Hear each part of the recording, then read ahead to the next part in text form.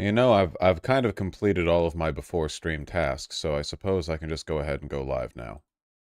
You know, I hope you don't mind. I hope this is okay. What's up, everyone? Yeah, Quarterwit, I had to change the stream title like 3 times, you know? Because the news was updating as we went over it. Still kind of an ongoing thing, you know? Hello, Artemy. Am I losing my mind or is this audio echoing? You're losing your mind. No echo here. Yeah, sometimes like YouTube fucks up, but it's not on my end. Did you change it a 3rd time? I don't remember how many times I changed it.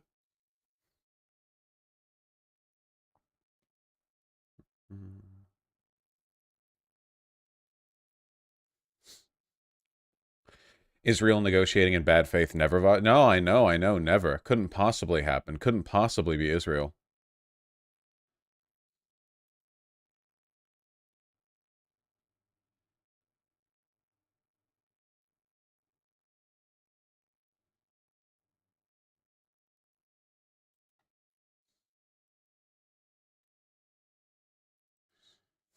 Thank you, Holic Master. Oh, man. This is going to be a rough one. I can just tell. I can just tell.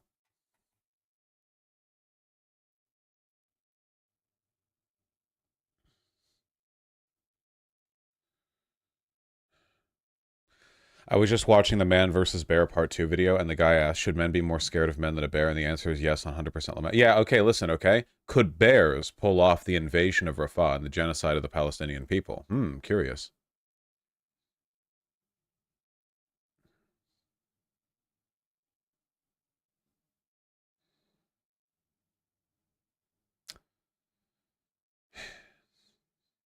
They could if they wanted to, yeah. I love the "it's not bear" emote. I love it so much. Look at that thing.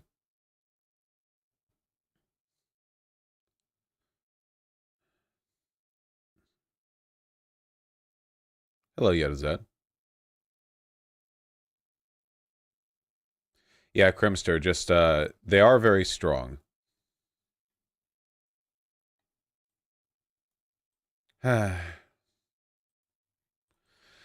Well, on the good side of things, I saw this excellent video snippet. You know, this made me happy.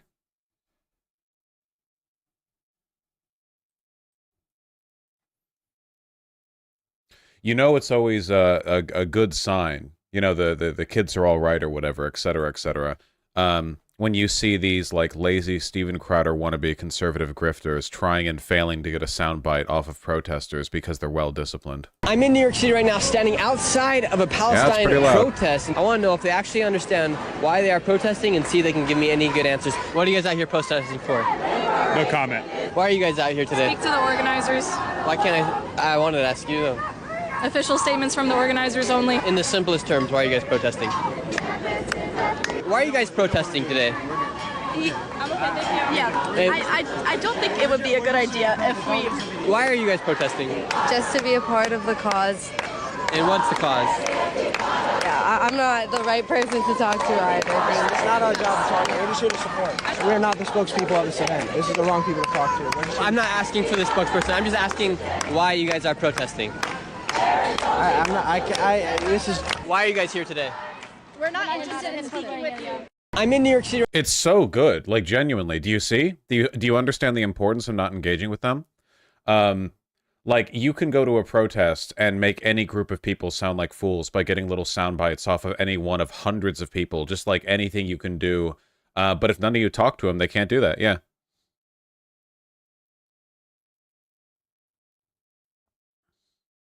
Protesters evolving. This is what was expected in big protests for like a very long time, you know? Like, it was like this in the civil rights movement, it was like this in the anti-Vietnam, like, this is a very common protest thing, you know? The main thing is just like, for the like recently, like in the modern era when protests happen, it's just these like spontaneous social media led marches that don't have any central organization. But some of these student marches are actually like relatively well controlled, so they're all getting instructed. Like if you go to a protest, your job isn't just to be there like, yeah, dude, whatever. Your job is to be there like as a coordinated action, you know? That's very, very, very important. You have to follow instructions.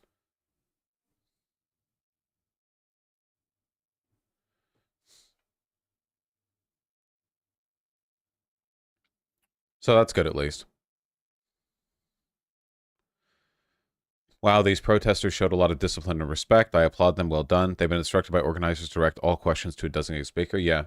If we had this during Occupy Wall Street, it would have been so much better. Yeah, a protest that is well organized and disciplined is more effective than a protest 10 times its size that is unorganized and undisciplined. As you know, the coordination is worth an enormous number of people. Occupy was such a big mess. Occupy was a waste of time.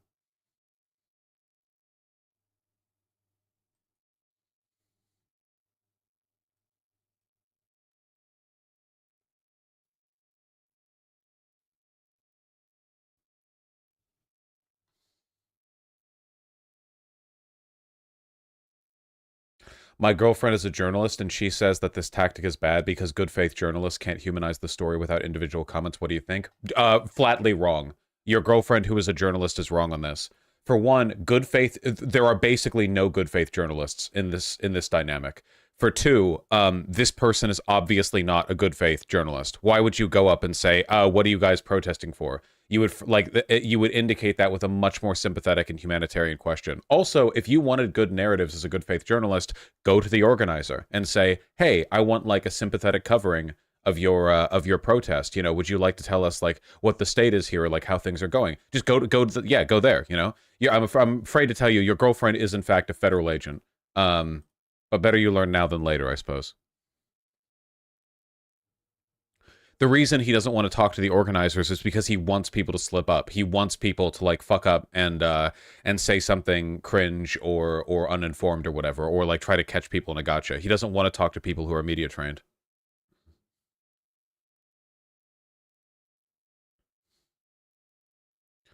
Apparently the organizers haven't been saying a lot. Well, that's fine.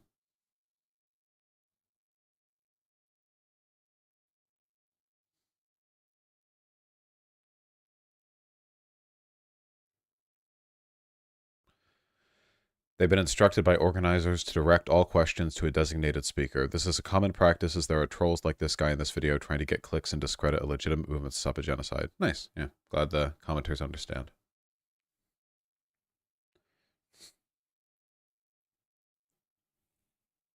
Teeny tiny bit of good information. Just a little bit. Just a smidge. Just a smidgen.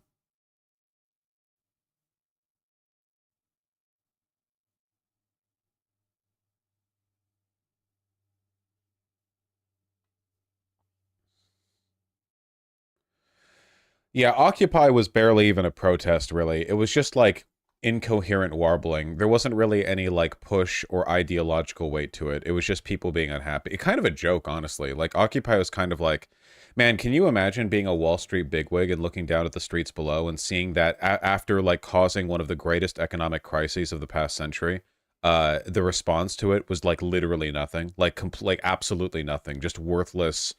Like that's what can be mustered, you know? It's yeah, must have made them feel pretty powerful.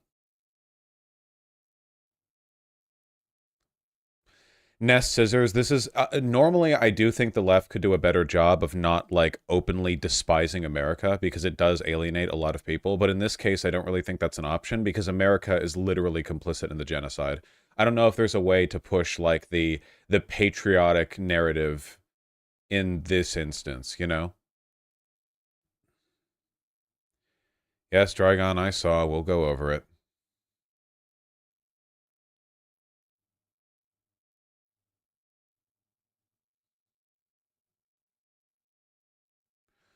Hey Vosh, I was curious if the Catholic Church has any legitimate power in the world as it stands. I have no idea what you're talking about. Yes, the Catholic Church is enormously influential.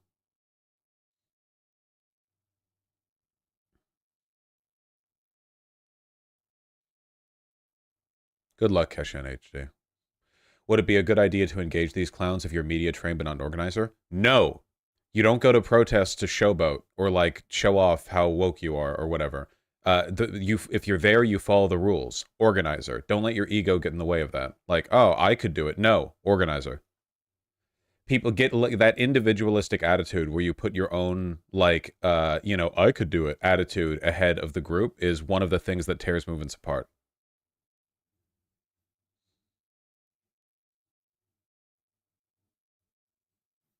What, it's for good faith interviewer? No. Organizer. Organizer. What about this is difficult?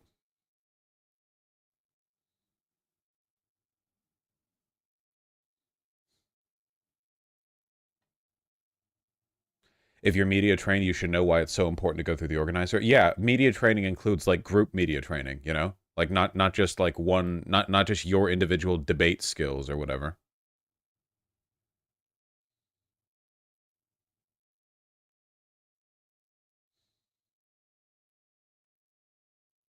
I know, Spooky Boy, you're there.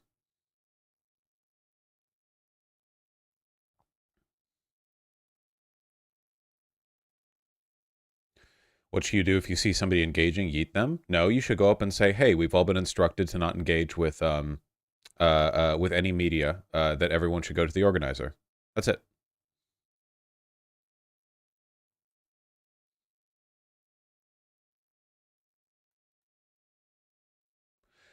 Have you seen any coverage that includes comments from the organizers? I don't think I've come across that. Yeah, it's pretty infrequent because nobody engages with these protests in good faith. Like, that should tell you why they have that policy. Because when they get told, hey, talk to the organizer, they don't want to anymore. Because the only people showing up to ask questions of those protesters are piece of shit like grifter conservative YouTubers who are looking to get clips for their fucking, like, TikTok highlight reels or whatever.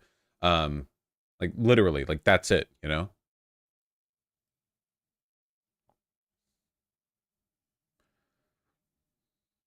Should you wait till after they're done or interrupt? Benjamin, I don't know why you're asking me all this when you know damn well you're not going to any of these protests, okay? You should immediately say, like, hey, we don't talk to media.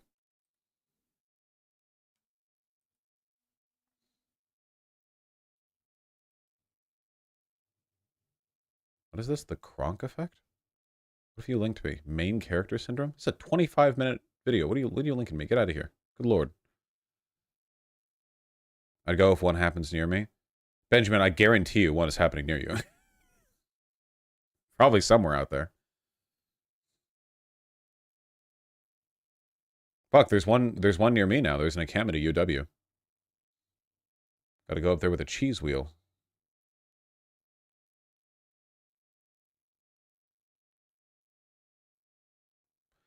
Not gonna lie, the guy interviewing them could have done a better job of not looking like the most conservative child imaginable. Yeah, I mean, he could have. But even if he had, like, done a good job disguising himself as a human, maybe the people at the protest still should know, like, organizer, you know? Boca Raton, not even Miami, the close one. Oh, right, Florida. Yeah, Florida's not, yeah. Yeah, Florida's not not exactly the centerpiece of progressive organizing right now.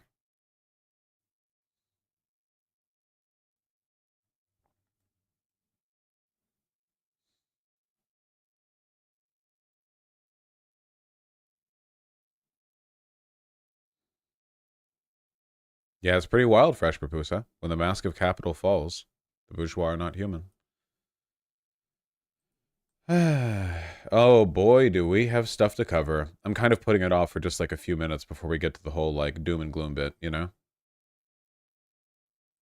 What is this link?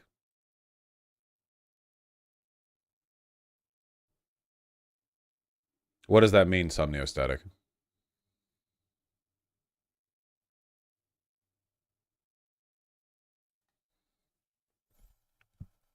UC San Diego protesters block San Diego Sheriff's bus as protest shift to Price Center. Blocking a sheriff's bus, huh? Straight to some breaking news right now to UC San Diego that we've been reporting this morning as police are moving onto the campus outside. Nice bit rate, NBC San Diego. I mean, you're a major city, but, you know, that's fine. $5 for your service, please. Law enforcement moving on to assist the on-campus law enforcement breaking up an anti-war encampment. NBC 7's Nicole Gomez is there now. And Nicole, can you tell us what's happening? We see that there's some arrests happening behind you actually right now. Yeah, exactly. So it did take us quite a while to get here from the border.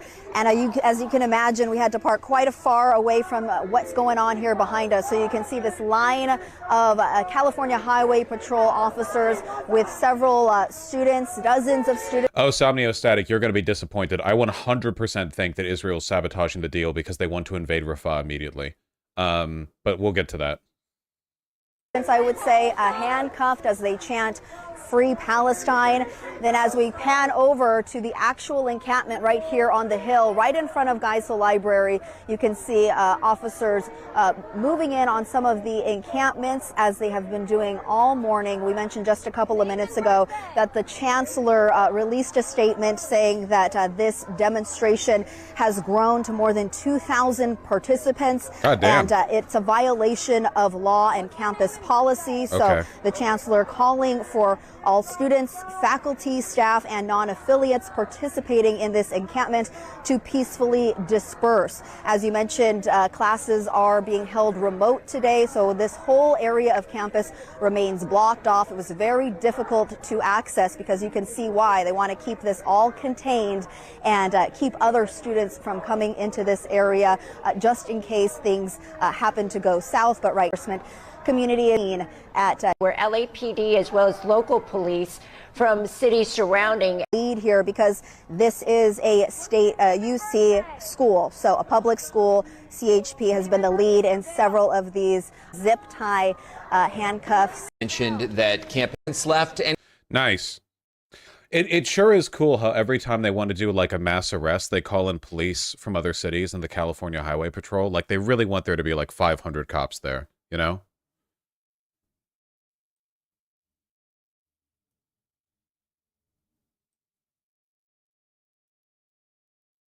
Huh. So a bunch of protesters started pounding on the walls of a sheriff's department bus that had detained people inside of it. As the bus made its exit, those same officers were using batons to push back on the protesters to create a void between them and the vehicle. Jesus, is there video of this?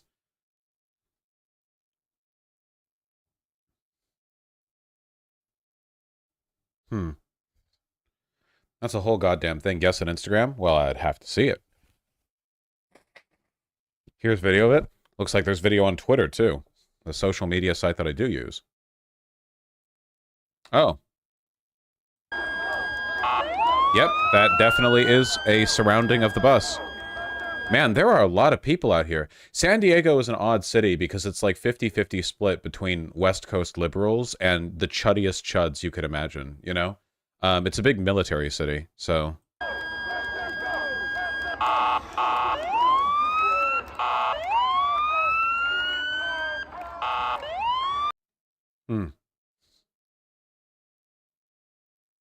Goddamn. Literal wee-woo. Well, wee-woos have been known to happen.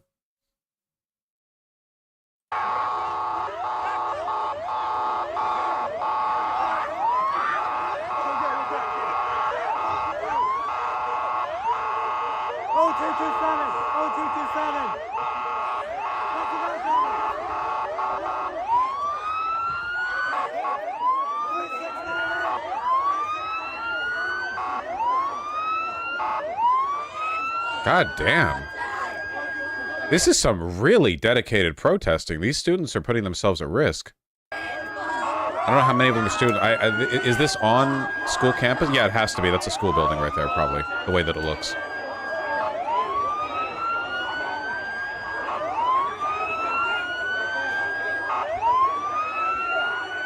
Pigs. Actually, I will say this is probably the only thing the cops could do in this situation. If they need to get the bus out, which obviously they're going to get the bus out. They're not just going to keep the bus sitting there. They're trying to clear a path for it. It seems like at the moment they're not doing anything overtly violent. I mean, I guess it's violent to shove people, but if you have to move the car.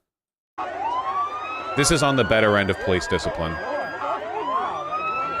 Which is, you know, saying something. Kind of a low bar, but...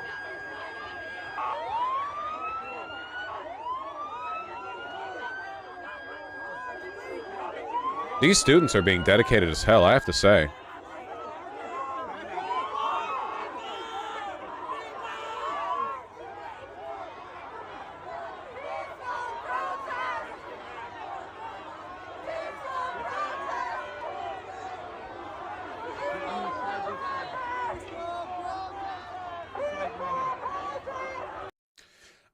Shouting peaceful protests during moments like this is pretty good, I think. I think it goes a long way towards kind of like, I don't know, any clips people are going to get from it. I think it's useful to say that. Could be useful. Kind of remind people, too, that to not attack the cops, because you really don't want your own doing that. If any one of the, like, hundreds of protesters breaks line and attacks a cop, that's it. Like, the cop... Now every cop here has the right to crack down on all of you, which is why it's so important. Never bring a gun to a protest, ever. Never attack the cops, even if they're hitting you. Don't attack back. Don't do anything. Don't throw things at them. Never do anything violent to a police officer under any circumstances if you're at a protest. Or ever, really. You know, it's probably good life advice to not do that. That's usually a fight you can't win, you know. But yeah.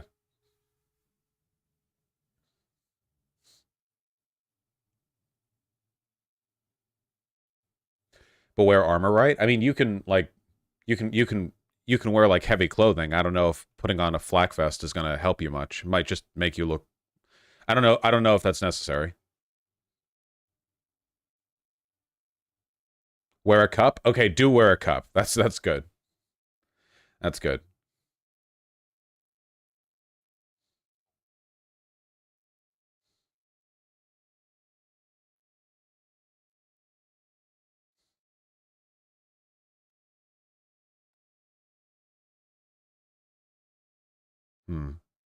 Are there more video? Is there more video footage of this? I'm actually really curious how this turned out.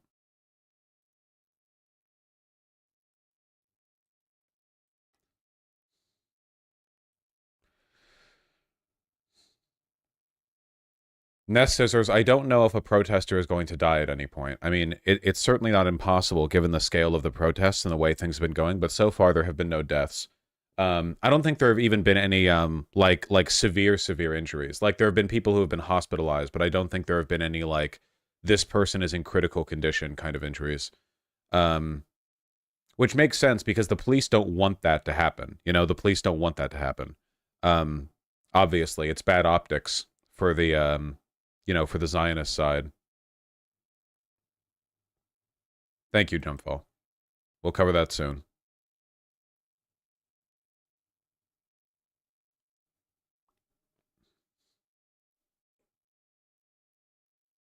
I don't know about that. No. Trust me. Them killing a student protester who was there peacefully would not be good for their narrative. Trust me. It would be a huge escalation. They would be like martyred. You know, the whole nation around. It wouldn't be to their interest. You know, I mean, Kent State, even though like the initial American response to it was terrible, like Kent State has gone on to like define the injustice of the crackdowns on the anti-Vietnam War protests. So. You know, it's yeah. Likewise, the Birmingham crackdown for the civil rights protests, you know? I mean, they're using rubber bullets. Yeah, and eventually a rubber bullet might kill someone, yeah. People did die during the BLM protests. The BLM protests also probably caused a lot of police departments to really, like, re-up their training and equipment gathering when it comes to, like, dealing with riot situations. You know, you know, you don't have to be a genius to see that riots are probably going to be more and more of a feature of American public life moving forward. So, University of California, Riverside divest from Israel. Yeah, I saw that. Actually pretty based in red pilled, you know? Yeah, with not a single... I'll agree. I can't compete with his cry. I just want to do a few things. First, I want to thank all of you. Great, what I just said about how the president truly... We should be proud of the fact that we've got through this together in a peaceful way. All right, hold on really quickly. I'm sorry about this. Notice how much nicer and more professional his silhouette looks with the high-rise trousers paired with a slightly longer jacket that covers down to the end of the buttocks, you know? I would say he looks pretty good in spite of the fact that he's wearing blue and tan. Not that blue and tan is bad or anything. It's actually fine. It just takes a little bit more cohesion. I think these the break at the hem of the pants could use a bit of tailoring though. Could bring up that hem a bit. In a peaceful way. And that's the credit. Couldn't resist the urge. Hey, listen, when I say autism, I mean autism, okay? Oh, sorry. I'm sorry. I particularly want to call out these two young women. Yes.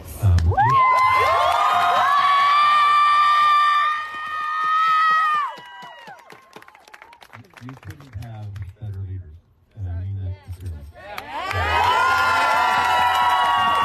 Yeah, I can't hear shit either, guys, okay? It's not just you. From the beginnings of our discussions, it was always clear we all had the same goal, to make UCR the best place we could, today and in the future.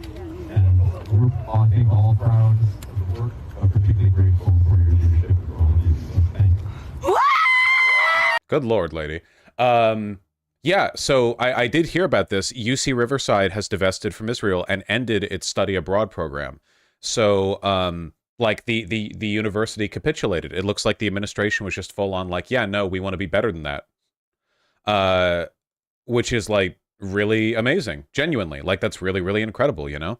UC Riverside, I mean, it's a big institution. A lot of money runs through it. And obviously, like, Israeli investment has not been a large part of most universities' sort of portfolio. We're not talking about, like, it's not like 50% of the money there or whatever. So it's possible UC Riverside didn't have much in the way of investment from Israel, but the fact that a university did this is such a positive touchstone, like, to refer to, you know, like, yes, you can actually just do this. Like, you can choose to be better and just do the good thing.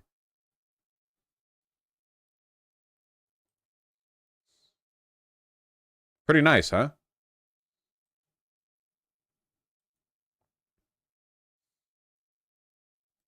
I guess they have slightly better admins, maybe?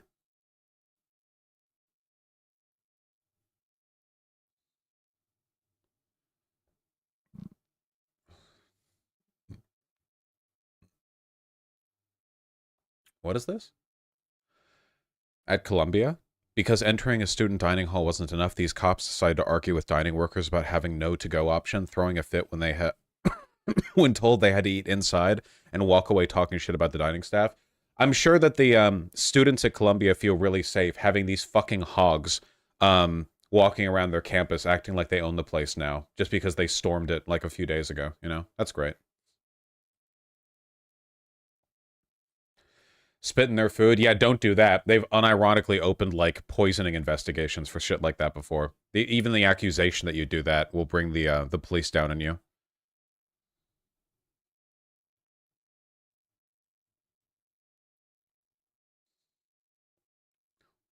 Vosh, about Occupy Wall Street, there are photos of Wall Street bankers overlooking the protesters while sipping champagne from a balcony. I would literally be doing this if I was them. Why wouldn't you? The Occupy protests were such a joke. Absolutely. Why not? It's peak American ruling class shit to be like a gazillionaire and to collapse the world economy, and the response to it you get is like a group of 500 gibbering retards like seizing out on the street underneath your gigantic office building, you know?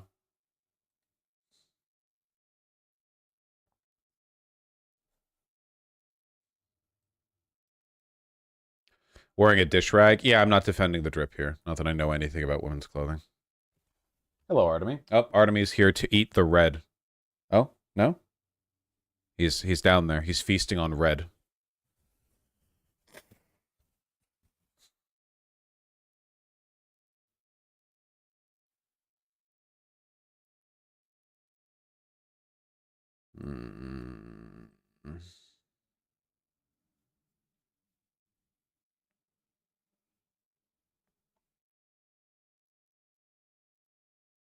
Whatever. I'll let him feast on red.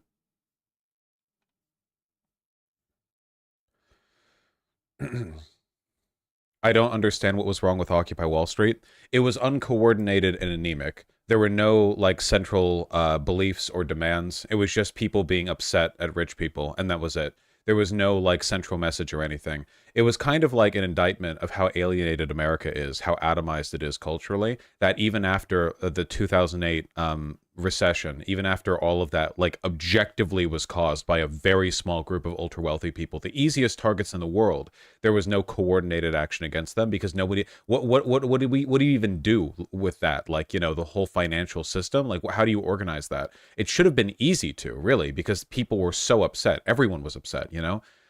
Like, fuck, even the, like, it wasn't like Republicans were defending Wall Street or whatever. Everyone hated them. But yeah, no, it just, yeah,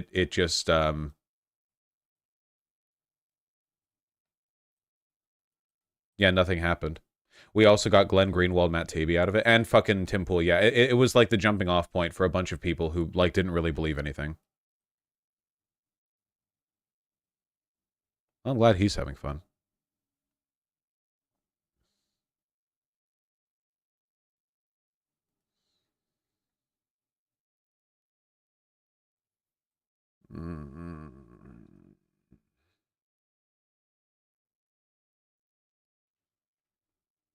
No, no, no. That toy makes noise.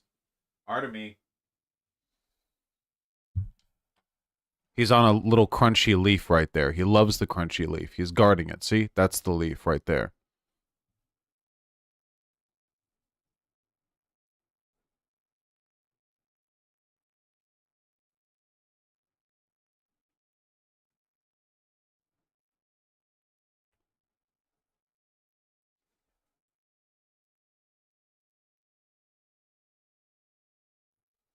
Oh, whatever.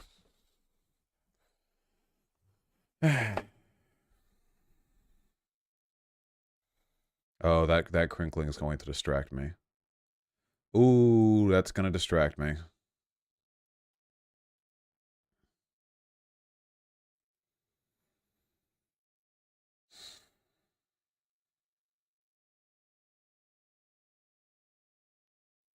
I'm reminded of FD Signifier saying that white people destroy their culture through white supremacy. Yeah, I genuinely think that's true. Like actually, like unironically. Because, like, you know, white culture in practice, when people talk about it now at this point, almost always refers to, like, general stuff that everyone does, because, like, we just say white culture and it's like, oh, like the norm or hegemony or whatever, or you're referring to, like, the normality of white supremacy.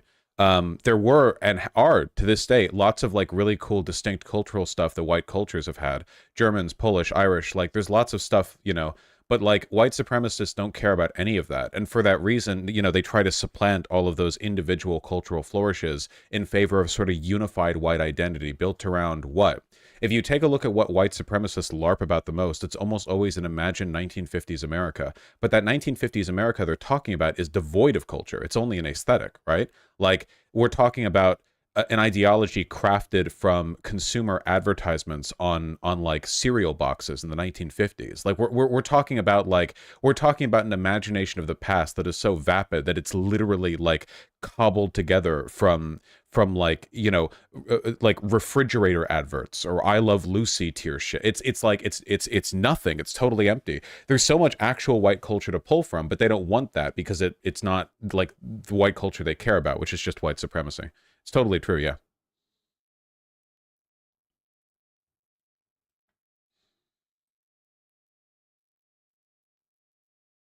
I Love Lucy was a cigarette ad. So it seems was the Beverly Hillbillies.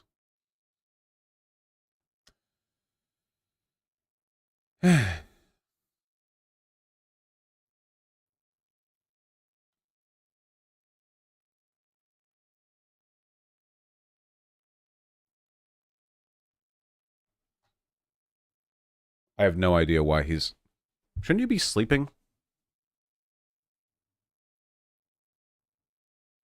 I can see that he's purring. What do you...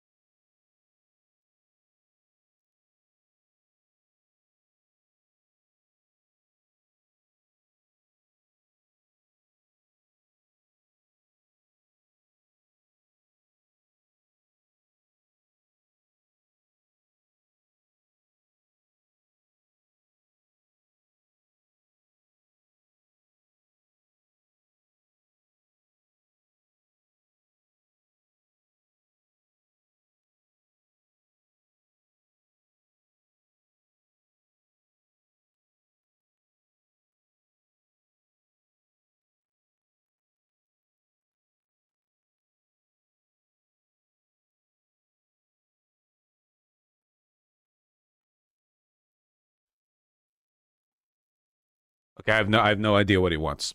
I thought he wanted water. I turned on the water. He just stares at me, starts purring. I don't know. I don't know what he wants. I have no idea. No idea. We should do politics. He's very distracting.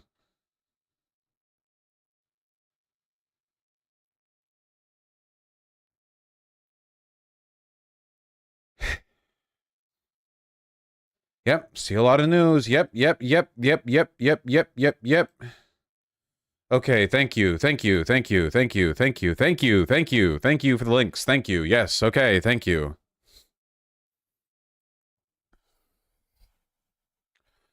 Oh, God, hold on.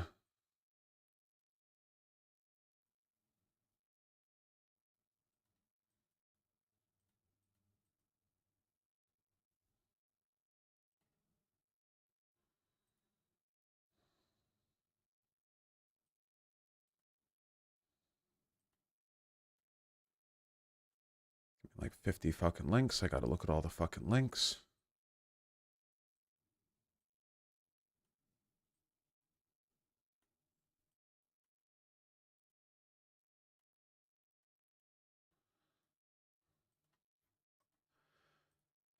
Okay. So here's my understanding of what's going on, and this is like current ongoing breaking news. So if I'm wrong on this, it might very well be because like some new thing happened 3 minutes ago. But a ceasefire deal which has been being negotiated for some time, which was essentially like a short pause in the fighting, hostages released, prisoners released, was proposed and dealt upon, and it seemed like Israel was trying to sabotage the agreement because they wanted Hamas to reject it, because Israel started boasting about how they were going to invade Rafah no matter what, which seemed like a ploy by Israel to make Hamas reject the deal. But then Hamas accepted the deal. So, but now Israel is saying they don't want to accept the deal. So, like, yeah, Hamas has called their bluff, basically. Like, it seems like Israel wants to just mulch Rafah. Like, Israel wants this over. Israel wants to annihilate Rafah. And the reason they proposed this ceasefire is because they wanted Hamas to reject it, so that it could be like Hamas's fault or whatever. So Hamas ended up accepting it instead, and now Israel's like, no, wait. You know, actually, no, never mind. Yeah, I saw this. From Israeli official, latest developments appear to be a ruse intended to make Israel look like the side refusing a deal. So this is like incredibly transparent propaganda, you know? Like, this is up there with Hitler invading Poland and saying, like, actually, we're doing this because Poland launched an attack on the ethnic German people in the western border of, like, it's the most, like, we were going to invade no matter what. All of this, you know, diplomatic pretense was just an effort to make the other side look bad. Russia did this before their invasion as well, where they clearly wanted to invade, and then right when they had all their troops poised at the border, they established like 50 fucking false flags to like, oh, well, what, this was like a car bomb that went off. Oh, what about this thing? We caught a guy, you know? And they were all like fake, but it was just a way of trying to create a pretext for invasion. And Israel has done the same thing. It just hasn't worked out the way they wanted because Hamas actually did accept the ceasefire proposal, but now Israel's committing to the bit anyway. Which means that Israel wants to slaughter Rafah so badly that they're willing to like be this desperate about it, you know? Some Israelis called for a deal. Hundreds of Israelis, including families of hostages held in Gaza, oh, sweetie, they don't give a shit about you, protested outside the military headquarters in Tel Aviv, calling on the government to reach a deal to free the hostages. U.S. is reviewing Hamas's ceasefire response, officials said. Its allies in the Middle East. I can confirm Hamas issued a response. Okay, so Miller and the U.S. government broadly does want a ceasefire because Israel is so bloodthirsty that it's genuinely getting in the way of our geopolitical interests. Like, as I've said many times before, Israel is a borderline rogue state in spite of the fact that they are only powerful because of us, because we protect them in the UN, we give them their weapons, we give them support, we give them aid. We're like a diplomatic ally they need. Like, Israel's behavior has been a massive a massive detriment to our interests in the region, you know?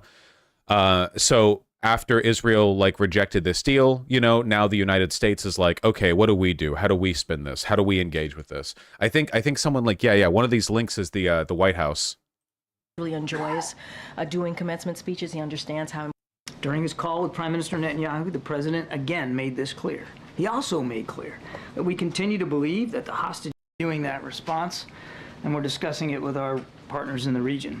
Director Burns, as you know, is there, and he's working this in real time on the ground.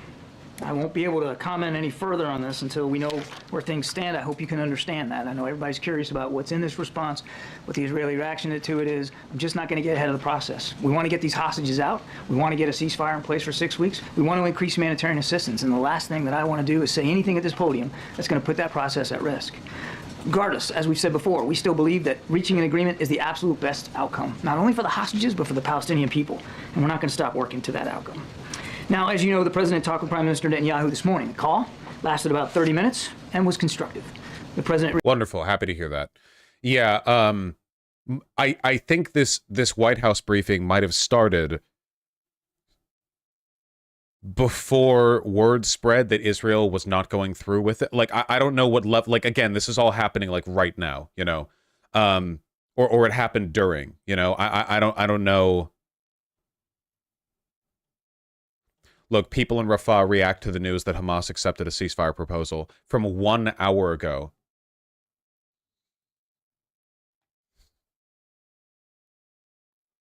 Okay, from the State Department 2 hours ago. Key points.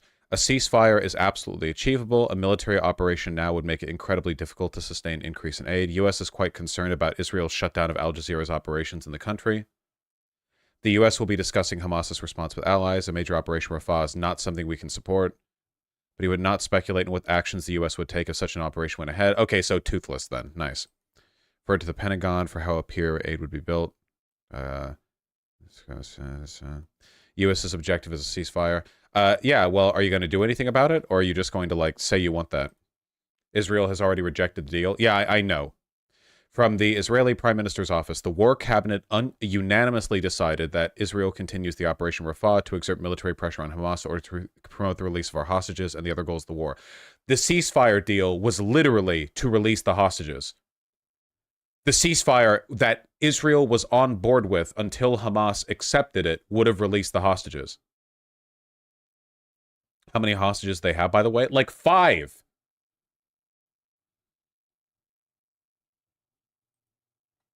Is this gaslighting? No, it's just lying.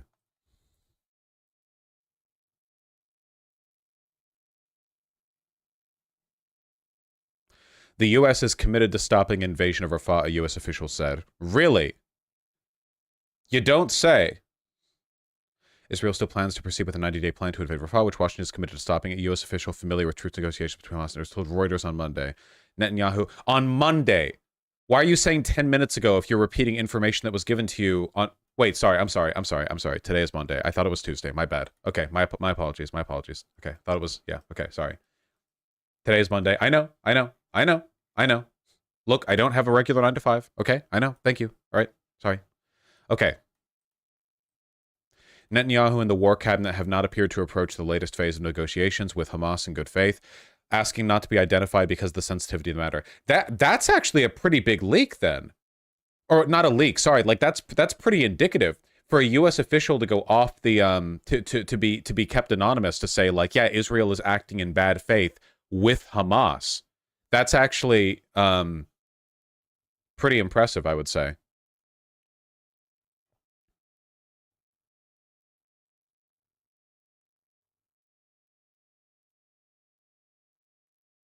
Breaking, IDF forces are now attacking and operating against targets of Hamas in a targeted manner in East Rafah. Faytux News is a Zionist outlet, IDF said in a statement. I mean, that's not new. Oh, this is pretty grim. Breaking, President Biden has just secured a ceasefire deal between Israel and Hamas. It is because of President Biden's leadership that the conflict is halting for the time being. This post has been deleted. Whoops! Damn, sure is a shame we don't seem to have the ability to influence Israel's behavior, even remotely, you know? Like, they can just do literally whatever they want. And that's, you know, that's cool. That's great. Oh, that one didn't last long. That one lasted all of like maybe an hour. I hope Biden is furious. Oh, I'm sure he is. I'm sure it must be very frustrating for Biden, that exerting all of literally no power. You know, what do you think Israel's going to do if you show them time and time again that they can do what they want? Obviously. How many red lines has Israel crossed over and over and over and over and over again, rejecting all oversight? Like, of course this is going to happen. And we aren't even towards the other segments in the stream. You guys are going to see just how desperate like the American government has been to protect Netanyahu. From 12 Republican senators threatening the International Criminal Court chief prosecutor with severe personal consequences if he goes ahead with an arrest warrant for Netanyahu, to fucking why am I blanking on his name? Not Mitch McConnell. The guy who ran in 2012 from the GOP. How am I blanking on this? Romney. Thank you. Yeah, sorry. To Romney literally just outwardly stating that the ban on TikTok was motivated by an effort to protect Israel. Like, the American government has given Israel just full permission to do whatever the fuck it wants.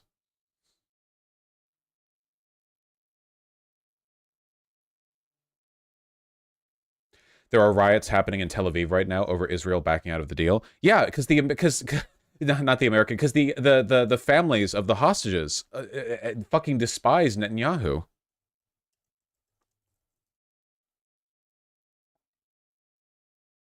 Is there any news on that? On there being an outbreak of protests? It would have like just started happening.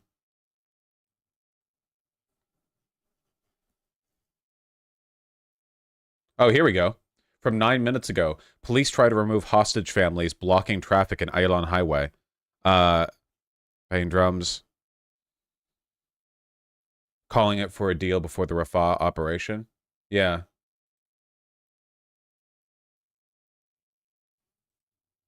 Dude, there's so much going on right now.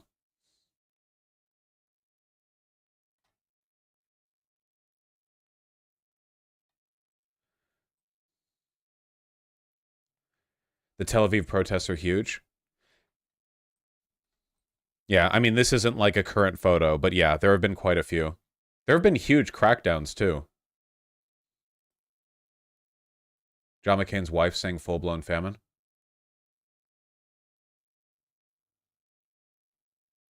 One second. Every month since the start of the war, but the war is nearly in its 7th month.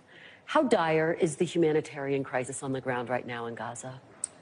Well, whenever you have conflict like this and emotions rage high and things happen in a war, famine happens. And so what I can explain to you is that there is famine, full-blown famine in the north, and it's moving its way south. Just a little famine, you know. This is a McCain? Yeah, John McCain's wife, Cindy McCain.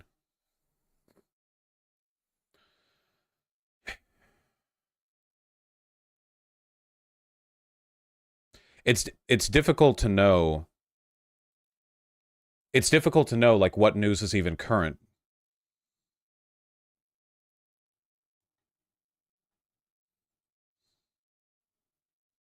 What is this? HR 6, it's official. The United States is under complete control from a foreign nation. This is anti-Semitic rhetoric. Guys, if America was under the control of Israel or the Jews, you know why we would know that? Because somebody would have said it by now, okay? Again, this is literally just a massive coalition of national, military, and geopolitical interests coming together that have just painted over themselves, saying, yeah, this is like pro-Jew, pro-Israel. That's it. If you actually look at the goals, intentions, and makeup of the people engaging in this behavior, it has literally nothing to do with Jews or Israel. Like, Israel is just a borderline colonial front that we take advantage of. House of Representatives have just voted to criminalize criticism of Israel. That's not true. H.R. 6090, known as the Anti-Semitism Awareness Act, will redefine anti-Semitism as set forth by the International Holocaust Remembrance Alliance for the enforcement of federal anti-discrimination laws. What does that mean? Well, if you say that Israel is a racist state, that's anti-Semitism. If you draw comparisons of contemporary Israeli policy to that of the Nazis, that's also anti-Semitism. Pretty specific. In practice, if this bill also passes in the Senate, it would be illegal for Americans to voice opinions such as how Israel cannot be, by definition, both a Jewish state and a liberal democracy, as this op-ed in the Jerusalem Post points out. This would be anti-Semitic. So it doesn't make it illegal to criticize Israel. It means that that definition of anti-Semitism would be used on college campuses as part of the government's like metric for determining bigoted behavior. And illegal. It's still horrific, but it's not like a broad ban to say. Or how it's racist for there to be segregated roads that separate Palestinian and Jewish settlers in Jerusalem. Criticisms like these would also be considered anti-Semitic and therefore would be illegal to say, even though this is in Haaretz. Or if you want to criticize the IDF, their shoot first, ask later policy, that is also anti-Semitic and therefore you would not be allowed to say I don't think that would count under the definition as provided by the bill. It's funny, you could bash America all day long, but if you dare voice criticism of Israel... See, this is... Okay, guys, this is literally like JQ shit, okay? The reason why they're framing it the way they are is because going after people on campuses who criticize Israel is just an easy way of cracking down on left anti-war protest on college campuses. Like, it's literally just... Like, it would be no... It would be basically like if Candace Owens led a Republican contingent of the legislature to say it is now anti-black to say that black people are like victims of systemic racism because that's infantilizing them, and then for you to go like, oh, black people have taken control, it is now considered racist to say that this or that or whatever. It's like, well, no, this is clearly just like an insincere attempt at weaponizing identity politics in order to achieve a broader right-wing agenda. So yeah, just be careful with that. Gotta be careful with that. Trust me, guys, if it was Israel or the Jews controlling America, some official would have said it by now. You really think a conspiracy like that can go that far? Like, officials say stupid mask-off shit fucking all the time. They're incredibly incompetent when it comes to, like, hiding their narrative. How many times have we seen, like, the fact that we know they're lying about climate change or about whatever else? Or Romney talking about TikTok. Like, they say this shit all the time, and yet not a single example in decades of American-Israeli foreign policy of anyone slipping like, yeah, we're cucked by the Jews or Israel or whatever. Like, it's just not happening. It's just a convenient excuse. Just be very careful with that. Was he right with his examples now being illegal? No, if it passes the Senate, it gets signed into law. That would mean that on college campuses, behavior like that could be considered anti-Semitic with regards to their campus policy concerning like hate speech or bigotry or whatever. It's not about making it illegal broadly. It's still very, very, very, very bad. Did you go over that definition? Yes.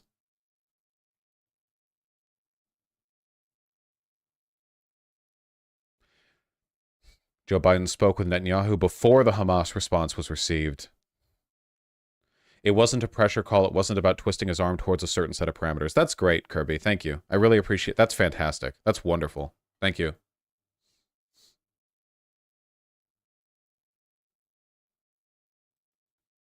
Tel Aviv yesterday. Jesus.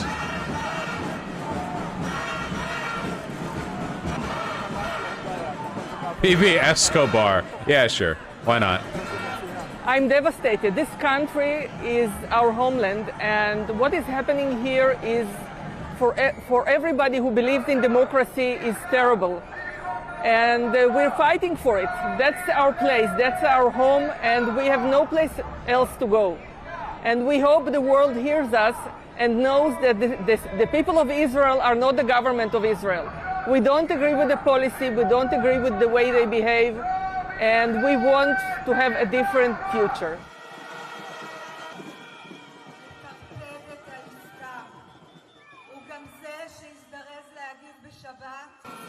The Israeli people are hostages to the right-wing government, and the people. Why would they be waving the Israeli flag if they disagree with Bibi? Because Bibi isn't Israel? Because they think that Bibi is destroying Israel. What are they protesting? They want a ceasefire. so they can get the hostages home.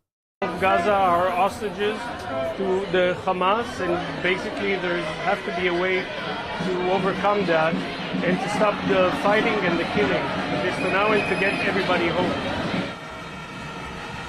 Are non-genocidal Israelis in the minority? Yeah. I have a feeling a lot of the people at this protest just want a ceasefire for the hostages, but afterwards they'd be okay with the destruction of Rafah. Unfortunately, my polling, like what I understand from the polling is that like Israelis are really okay with the purging of the Gaza Strip. So this is just kind of their opposition to Netanyahu and them wanting the hostages back. It's not really like them being, yeah. I mean, I'm sure there are good people here, you know, it's just like, yeah, Israel's pretty bad about this.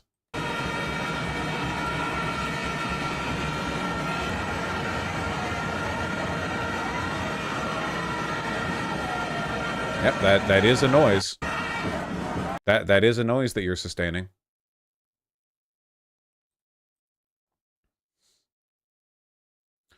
Vosh, I think that's incredibly dangerous to say. What the objective fact that a significant number of Israelis have like pretty genocidal attitudes towards Palestinians. I don't know what to. That is true.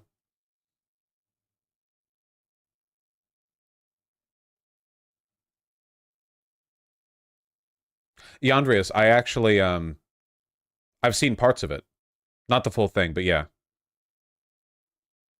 Maybe you should, Thana, yeah.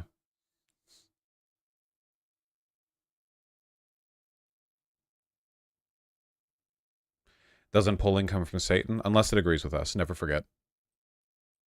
Reaffirm. We're done? Okay, we're done with this. Operation. Is the U.S. still aligned with Israel in its intention to eliminate the terrorist threat posed by Hamas? Of course. And is there any feeling that Hamas may be trying to trick the public in some way? Remain the same. Firstly, to bring commenting on this latest proposal as a trick, and there's been a lot of pressure to. Go ahead. Yeah, no, go ahead. Sorry, I'm listening. Well, there's been, you know.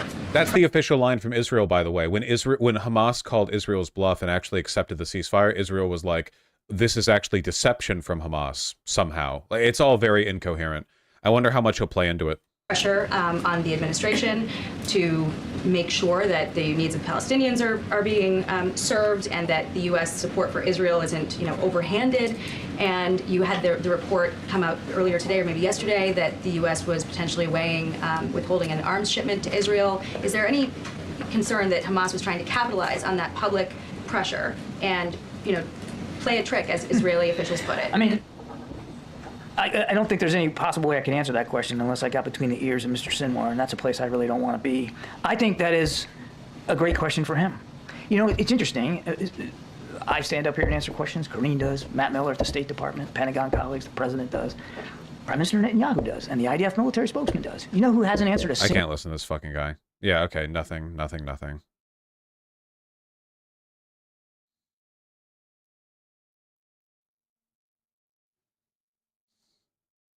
What is this? Israeli leaders have approved a military operation to Rafah. Israeli forces are now striking the area. So right, like as we're talking right now, the missiles have begun falling. The move came hours after Hamas announced that it had accepted an Egyptian Qatari ceasefire proposal. Prime Minister Benjamin Netanyahu's office said the proposal was far from Israel's essential demands, but that it would nonetheless send negotiators to continue talks in a ceasefire. Wait, this is breaking now? So now after Israel said that it was a trick and they're not doing it? Wait, what are the differences between the previously proposed ceasefire and the one that the Egyptian Qatari ceasefire proposal? My understanding is that the fundamentals updated 3 hours ago. This was updated like 15 minutes ago to me. Different time zone. The amazing JLP.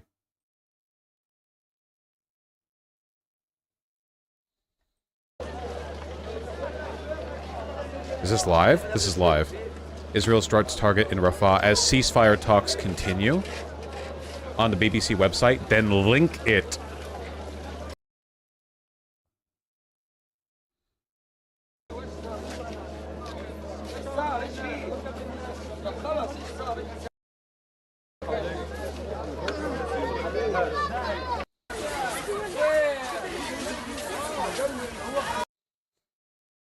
Sorry, top ticker. But we've made clear our views about... Okay, what's the difference? Hamas said earlier it approved a ceasefire deal for Gaza before by Qatari and Egyptian mediators. Not clear what the group had agreed to, but the proposal was thought to include the release of hostages and return of displaced Palestinians within Gaza. The announcement came as Israel urged 100,000 Palestinians leave eastern Rafah ahead of a limited military operation. The Israeli military says it is not a wide-scale evacuation. Evacuees will be directed to tent cities in Khan Yunis and Al-Mawasi. Earlier, okay, so how does this differ from the ceasefire agreement that Israel was talking about? Also, what do you mean it's not clear what the group has agreed to? Wouldn't that be public information?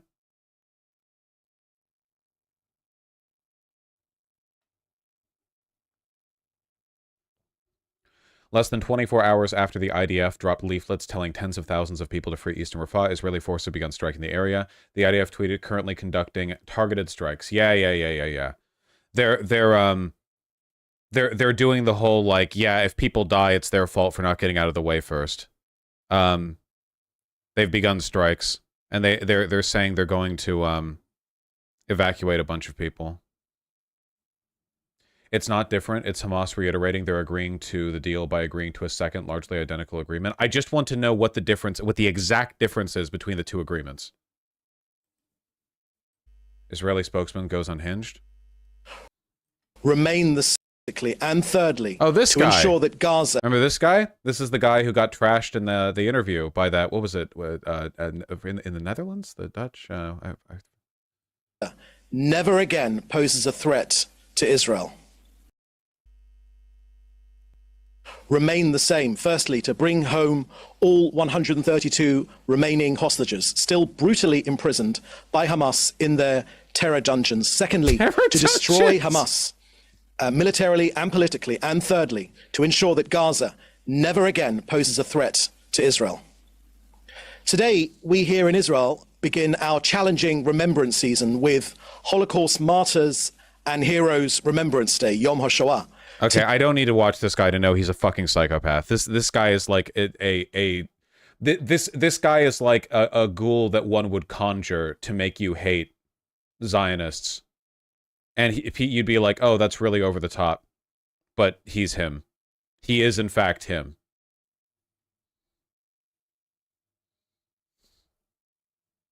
A Norwegian.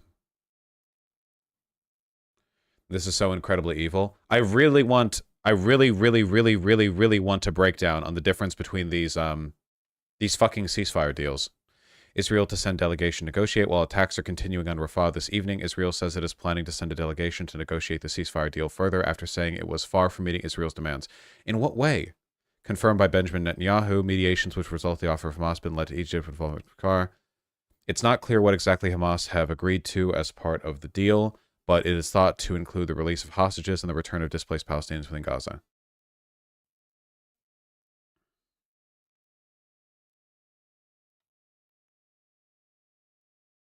But the from Reuters, we did have that one update where they said that an anonymous U.S. State Department official familiar with the situation claimed Israel was acting in bad faith, which is a pretty strong condemnation. Yeah, right here. Netanyahu and War Cabinet have not appeared to approach the latest phase negotiations in good faith. Yeah.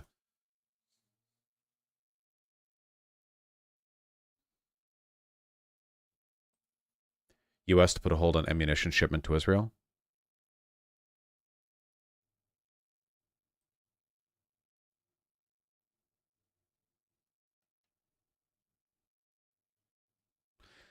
The Biden administration is highly concerned Israel will invade the southern Gaza city of Rafah, where more than 1 million displaced Palestinians have taken shelter.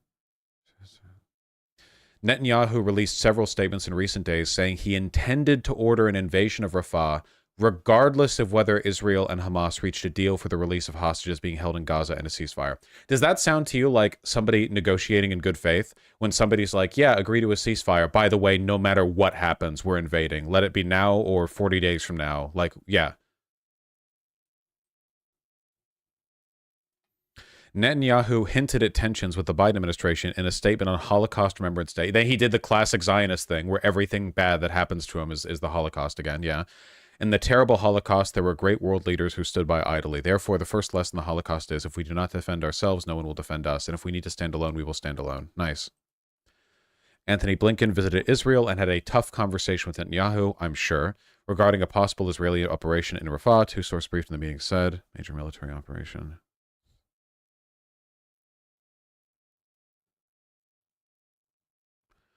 This article is from yesterday, by the way. Egyptian and Qatari mediators are still trying to reach a hostage deal between Israel and Hamas that would lead to a pause in the fighting in Gaza.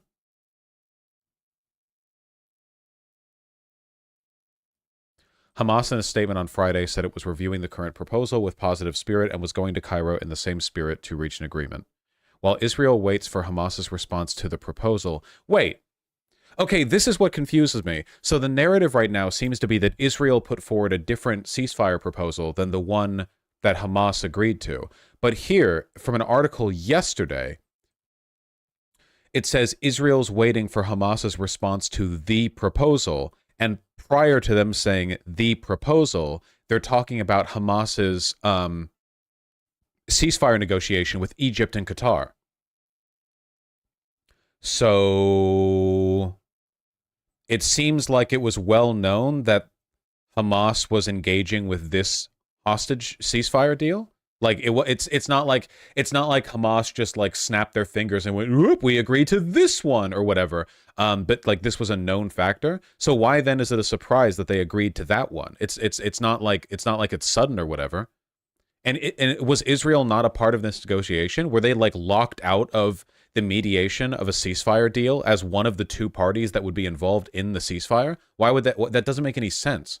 I'm almost positive this is like Israeli fuckery. Like, you know, I like the idea, it is so obvious that Netanyahu just wants to annihilate Rafah and is desperate, like just drooling for it, just desperately wants it. So like there's no reason to believe, given all of this, that they would act in good faith. Everything makes sense if Israel like fucks around here, you know?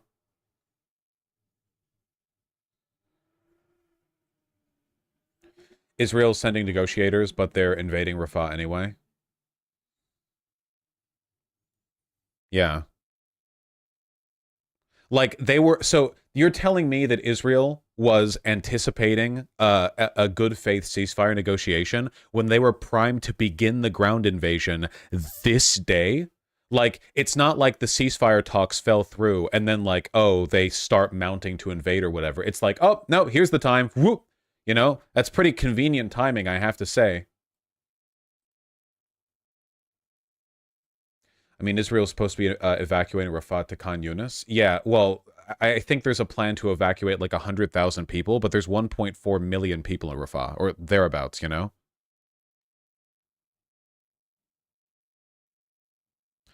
The IDF says that it's asking residents of eastern Rafah to evacuate, but they're already striking.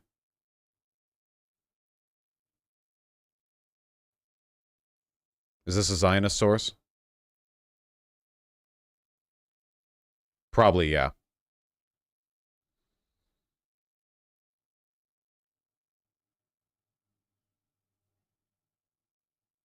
Yeah, almost certainly from the wording here.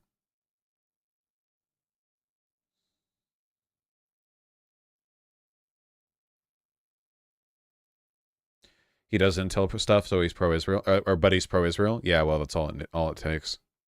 They're already striking. Okay, proposed ceasefire. Okay, hold on. Proposed ceasefire, the phases.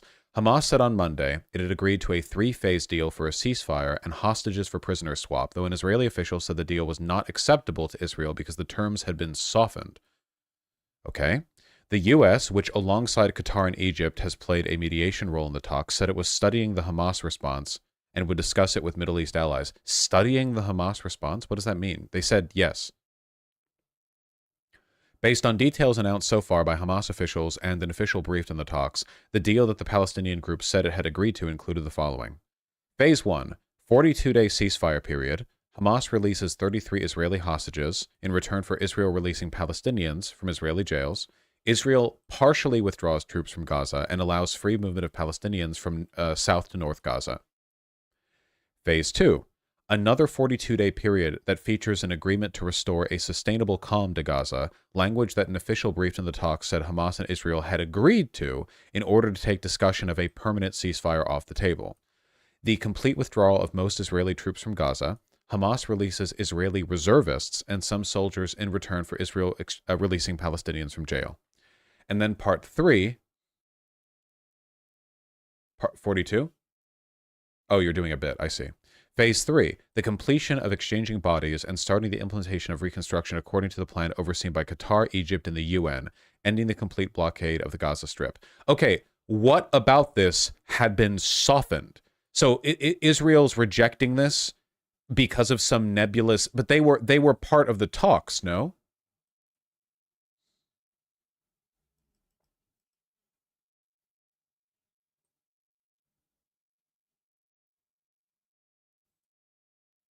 Israel examining proposal.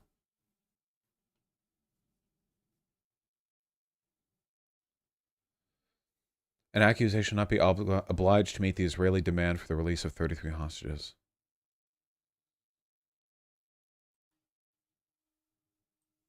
Yeah, it's the Operation RAFAH has begun. It's not just like errant strikes. Yeah, they're doing it. They're doing the full thing. It's happening now.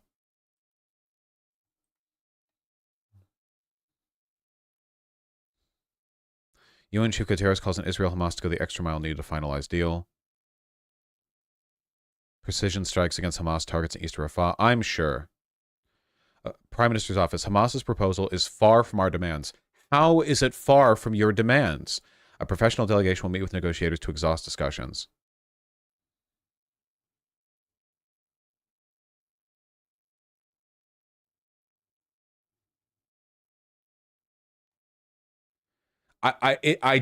Looking at all of this, I just can't fathom the idea that Israel was participating in this in good faith. They were primed to start attacking now. It looks like they're even going to continue with this ceasefire negotiation blustering into the invasion. So I just know there's going to be a bunch of well, Hamas did a trick bullshit or something. I know for a fact that there's going to be a promoted narrative Hamas. Yeah, I know that already happened. They're going to keep pushing it. Hold on one second, Ruben has opinions. Ruben, I know genocide is bad.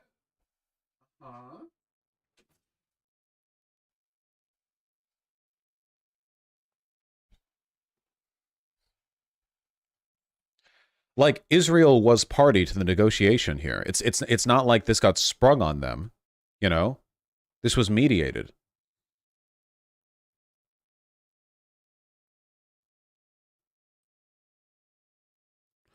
Netanyahu said his war cabinet approved continuing the Operation Rafah in order to increase pressure on Hamas to release Israeli hostages and achieve the country's other war goals. But they would have released the hostages. That was the deal. It's just a lie. They just want to kill them.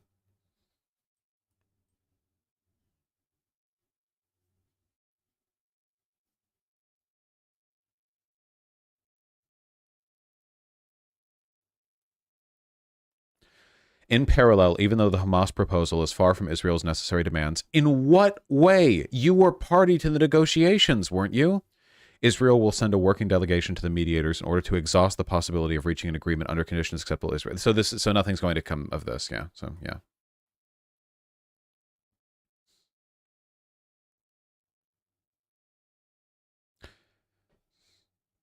Vosh, Israel and Hamas don't negotiate directly. No, but they both observe and engage with the mediators. And Israel should have been party to those mediations. It wouldn't make sense if they weren't. Why would you negotiate a ceasefire deal with the mediators only in contact with Hamas but not Israel? That doesn't make any sense.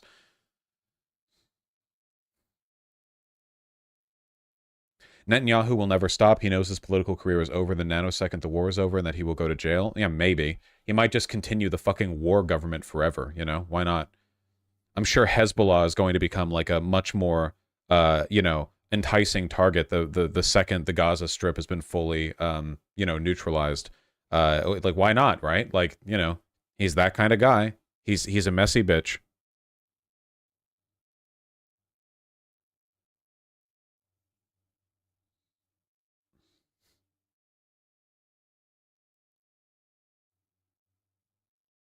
Gotta call it Hezbollah ISIS or whatever.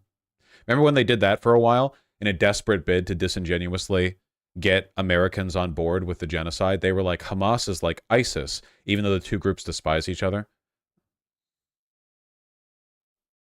They literally would do like Hamas-ISIS, and then they dropped it for a while because it was really cringe. Embarrassing.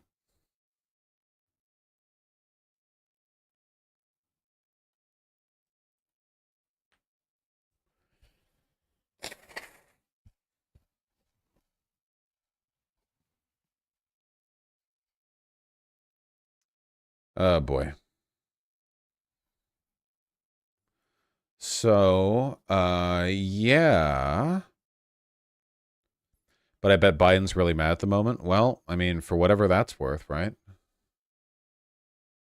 Where's the other live updates?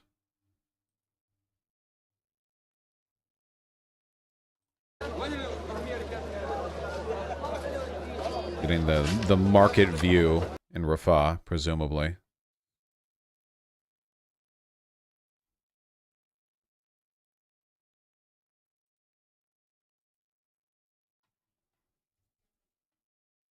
Daughter hostage urges Israel to accept deal with Hamas. Israel to send delegation to negotiate. It's not clear what exactly Hamas have agreed to as part of this deal. Wait, how is it not clear? They laid this out right here. Okay. You know, now would be a good time for the White House to hold a news briefing, considering that, like, when this briefing began, it was before the official engagement of the Operation RAFAH. Now would be a good time to kick that one back up, you know?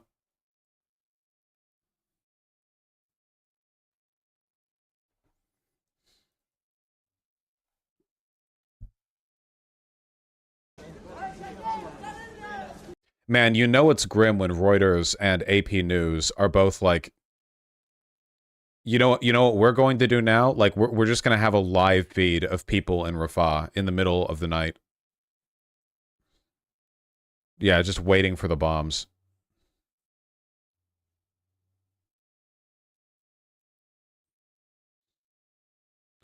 I don't know, Nest Scissors. I don't know.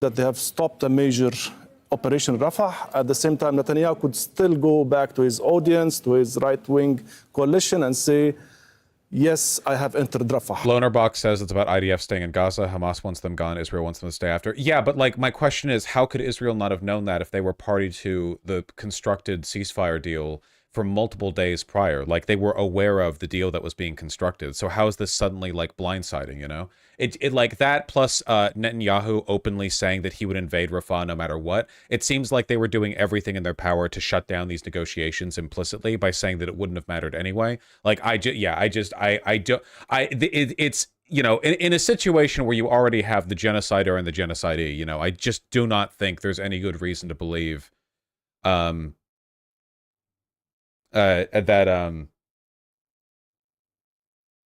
Israel was engaging in good faith.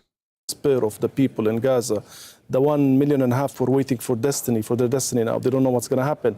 And then you look at these millions of supporters all over the world who are screaming, crying. They want to see an end for this. I mean, this is reality, but at the same time, diplomacy is there. Secret deals. Hold on. Let's not use Twitter as player because it's kind of crap. It's very crap, actually. In Gaza, the 1.5 million were waiting for their destiny now. They don't know what's going to happen. And then you look at these millions of supporters all over the world. Why does Hamas want to have a last stand in the last couple of kilometers? Why not just surrender with a deal to release some Palestinian prisoners? What do you mean? They had a deal. Wait. What do you mean? They had the ceasefire deal. They accepted it. Do you mean like why don't they do a deal where every single Hamas guy like turns themselves in or something? Because that's not really a ceasefire. That's a surrender. That's different. bloodier and bloodier, and this will... That's not a surrender. The surrendering yourself to the arrest of every person who's part of the local government, that's definitely a surrender. That's unquestionably a surrender. I said surrender, so yeah, because they don't want to. I think Hamas is correct in that, like, that would essentially just it would essentially just mean that Israel could do whatever they wanted anyway, because they would essentially be giving up like any kind of armed resistance. Like the IDF could just sweep over the Gaza Strip with no with no concerns if that was the case. Israel will do whatever it wants anyway, though. Okay, so what would you decide then?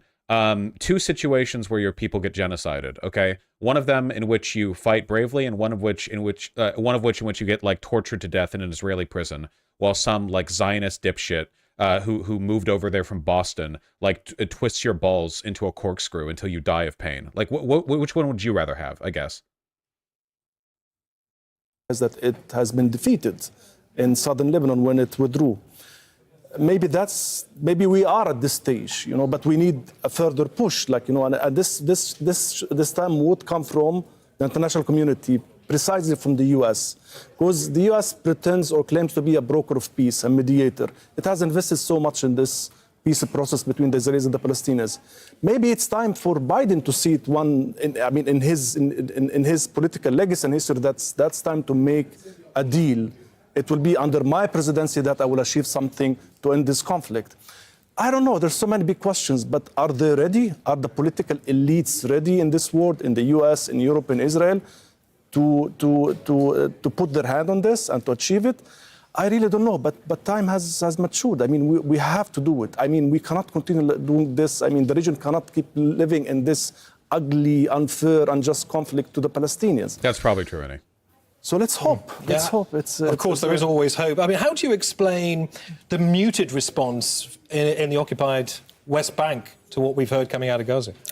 So, Nif, the Palestinian Authority has been marginalized and silenced long time ago by choice, sadly, by choice, because it chose to do this. It has been inactive. It lacked any initiatives. Right. God, AOC is so fucking useless. Wait, how is this AOC being useless? On Yom HaShoah, we remember and honor the lives of 6 million Jewish people murdered as a result of hatred and bigotry. It's literally Holocaust Remembrance Day, isn't it? Anti-Semitism and Holocaust denial is on the rise around the globe. Wait, are you like an unironic anti-Semite, Jumpfall? What the fuck? It's Holocaust Remembrance Day. These things are true. Let's not loop our anti-Zionism up and around to not being, in solidarity with, Jewish people and their struggles. It's a nothing? What do you mean it's a nothing? It's Holocaust Remembrance Day. What else should she have said? What else?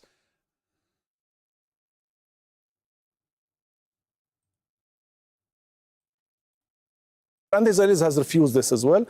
But what's next? I mean, after this war is over, I mean, the war will end at some point, I'm not anti-Semitic. It's a PR post. Yeah, it's a. Okay, what do you think she should have said? It is a PR post, yeah, but like that's normally what politicians do on days like that. It's not really. It's pretty normal. Israel has told people to move to the Al-Mawasi area. Groups are warning of catastrophic consequences. There is no such thing as a safe zone left in Gaza. Sarah Haider has this report.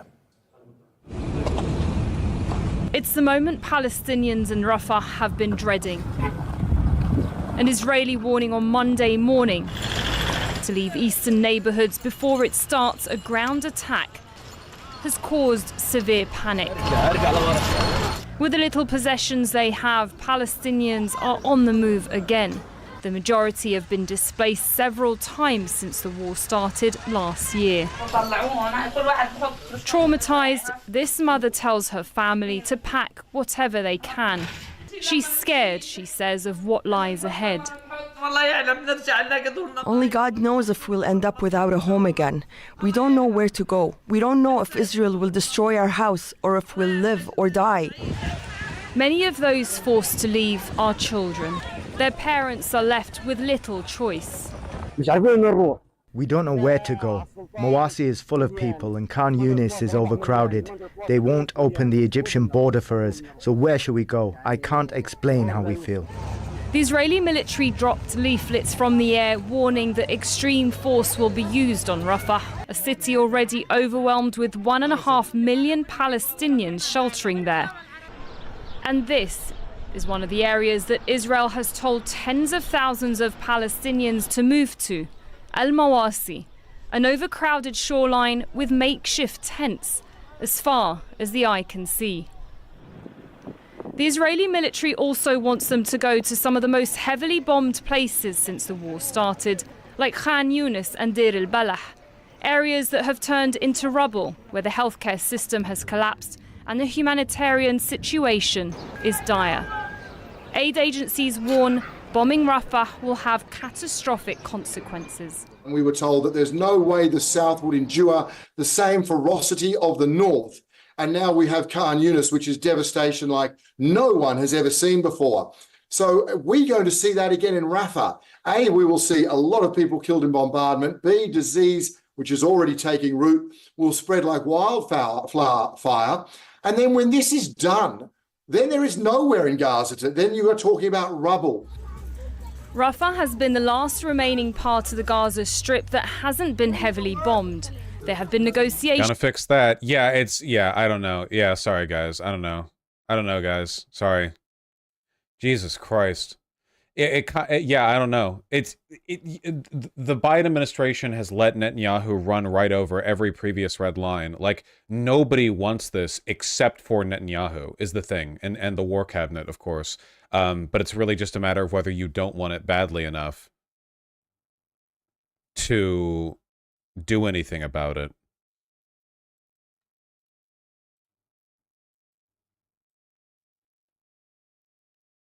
Military vehicles have already started to enter from the eastern border. Between Israel and Hamas in Cairo for a potential ceasefire in Gaza. But Israel continues to ignore international pressure, including from its ally the US, to stay away from Rafah. What did this baby do to deserve this? Asks this woman, as she holds her orphaned relative killed in an Israeli airstrike on Sunday. Too young, she says, to even know what a Palestinian is, or an Israeli. A baby whose short life only saw war. Sarah Khairat, Al Jazeera. Okay, it's gone past. Oh, by the way, they shut down Al Jazeera operations so that they could stop doing reports like this. Yeah,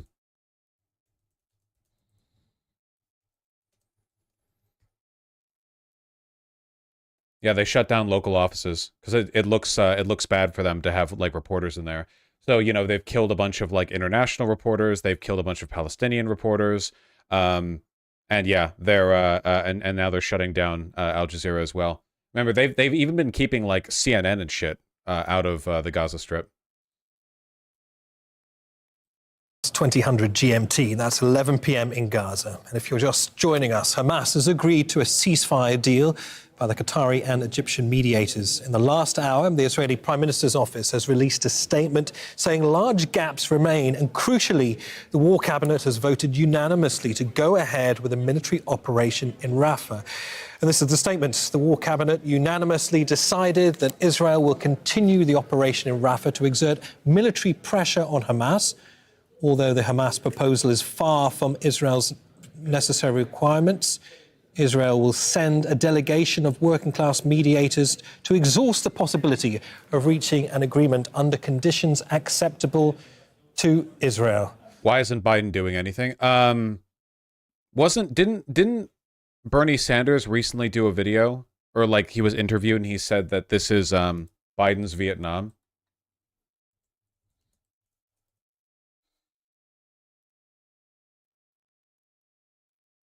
I'm joined by Senator Bernie Sanders. Senator, welcome back to the program. You have been very vocal for a long time on the war, on American policy, and now on these protests and the crackdown. But first, I want to ask you, do you believe President Biden got it just right? Or what would you say in his first comments about these protests? Well, he's exactly right, is that we don't want protests that are violent. And we absolutely will not tolerate anti-Semitism, Islamophobia, homophobia, or any form of bigotry. Of course, he's right on that. But I think Biden campaign co-chair brushes off Sanders' comparison of campus chaos to Vietnam over exaggeration. A foul portent if ever there was one. Christian, it is important to understand why these protesters are out there. And they are out there not because they are pro-Hamas. They are out there because they are outraged by what the Israeli government is now doing in Gaza. I take back what I said about wearing Oxford shirts with business suits. Biden can do it because he's a working class hero, okay? Which is bringing... Sorry, Bernie can do it. Fuck Biden. Bernie can do it. I got two B words mixed up. Bernie can do it.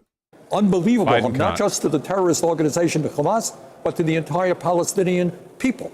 And that's why these anti-war demonstrators are out there. They do not want to see a situation continue where 110,000 Palestinians out of 5% of the population have been killed or wounded, where children now face starvation. Hundreds of thousands of children face starvation because Israel is refusing to allow humanitarian aid to get to where it has to go, where 2/3 of the homes in Gaza have been destroyed or damaged, where the entire civilian infrastructure, water, electricity has been annihilated, where educational systems, every university in Gaza has been bombed. So I think it's important to understand why these young people are out there, and they're out there for the right reasons, to protest U.S. continued military aid and money to a right-wing extremist Netanyahu government, which is in a destructive war against the Palestinian people. Senator, the last time we had you on the program was a few weeks ago when there was an effort, maybe it was successful, I don't remember, to try to tie American military aid to certain respecting of international humanitarian law, the rules of war, etc. In the interim, the United States has passed a law which provides more military aid to Israel along with Ukraine and etc. And I remember you telling me not one penny of our money should they get, the Israelis, until they agree to the rules of the game. What happened? Well, what happened is, number one, I was unable to even offer an amendment to the effect that the United States should not provide more money for offensive weapons to Israel. I couldn't even get that amendment on the floor. And number two, by a very strong vote, Republicans and Democrats voted to continue funding Netanyahu's war machine. And what is ironic to me, we talk about protesters at Columbia or UCLA. Understand, it's not just protesters. A strong majority of the American people do not want to see more U.S. taxpayer dollars going to Netanyahu's destruction of the Palestinian people. We all understand. That is true. Hamas is a terrorist organization that started the war. In my view, Israel has the right to go to war against Hamas.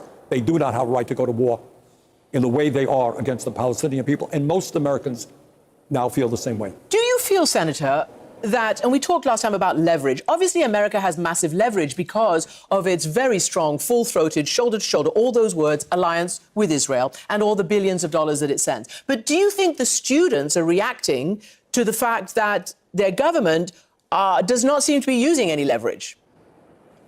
Yes, of course they are. Look, it is one thing if a terrible tragedy or a terrible war takes place in some part of the world where the United States really has no involvement.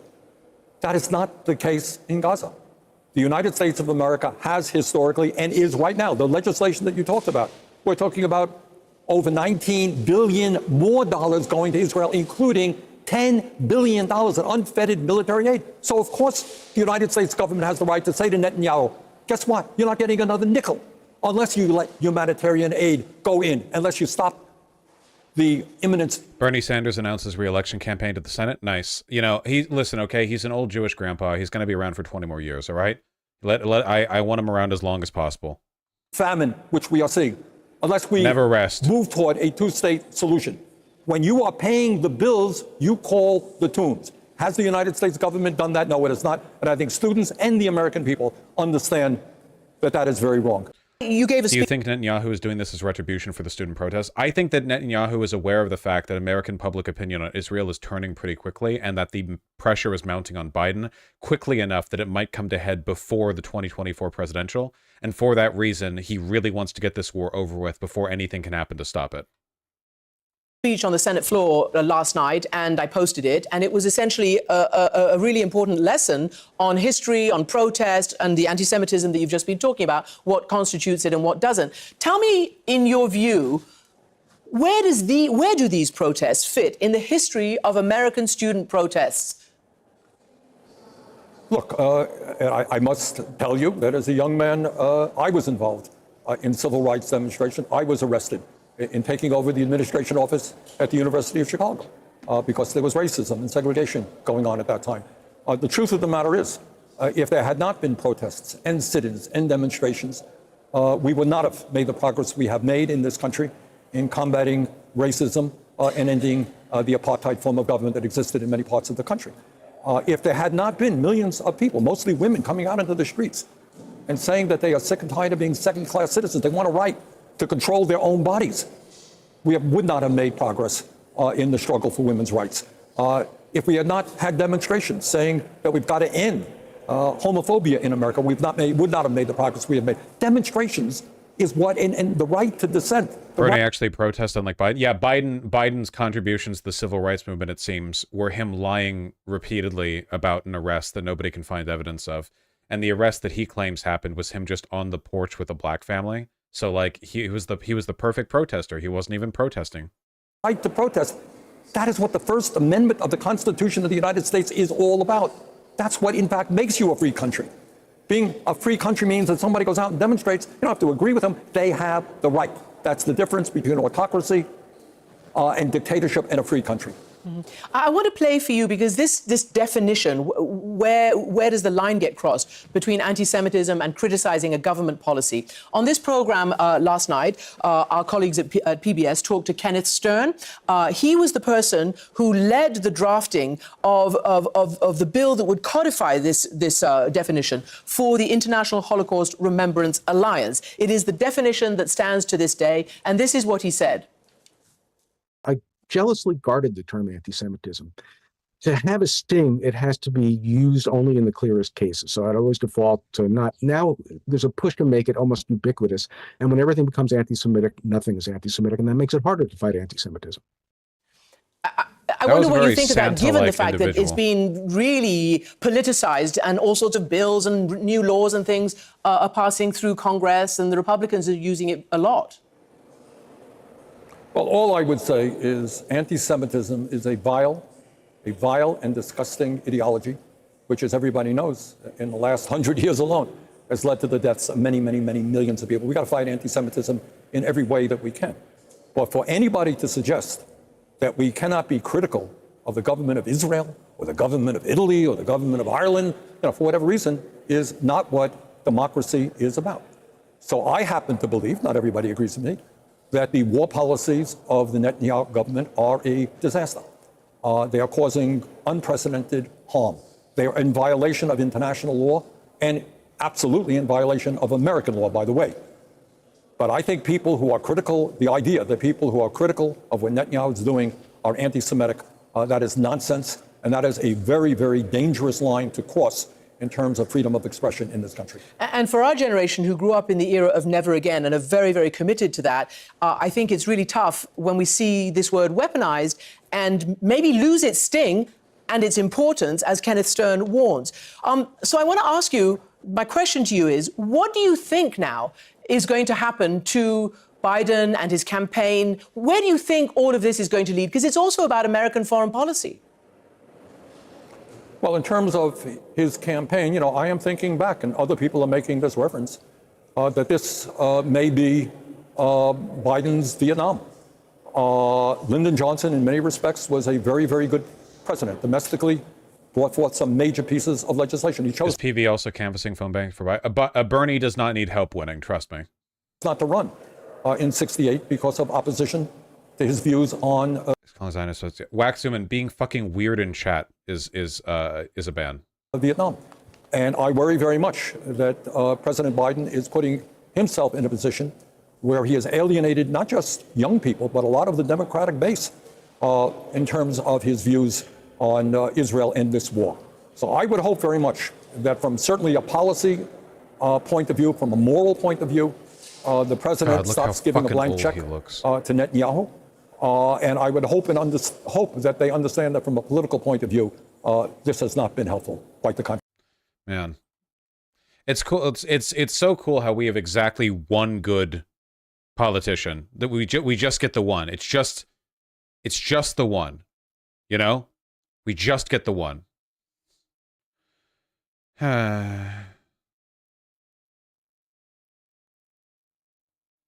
Ilhan and ARC are good. I don't think anyone compares to Bernie personally, but yeah, they're good too. But yeah, Bernie's good.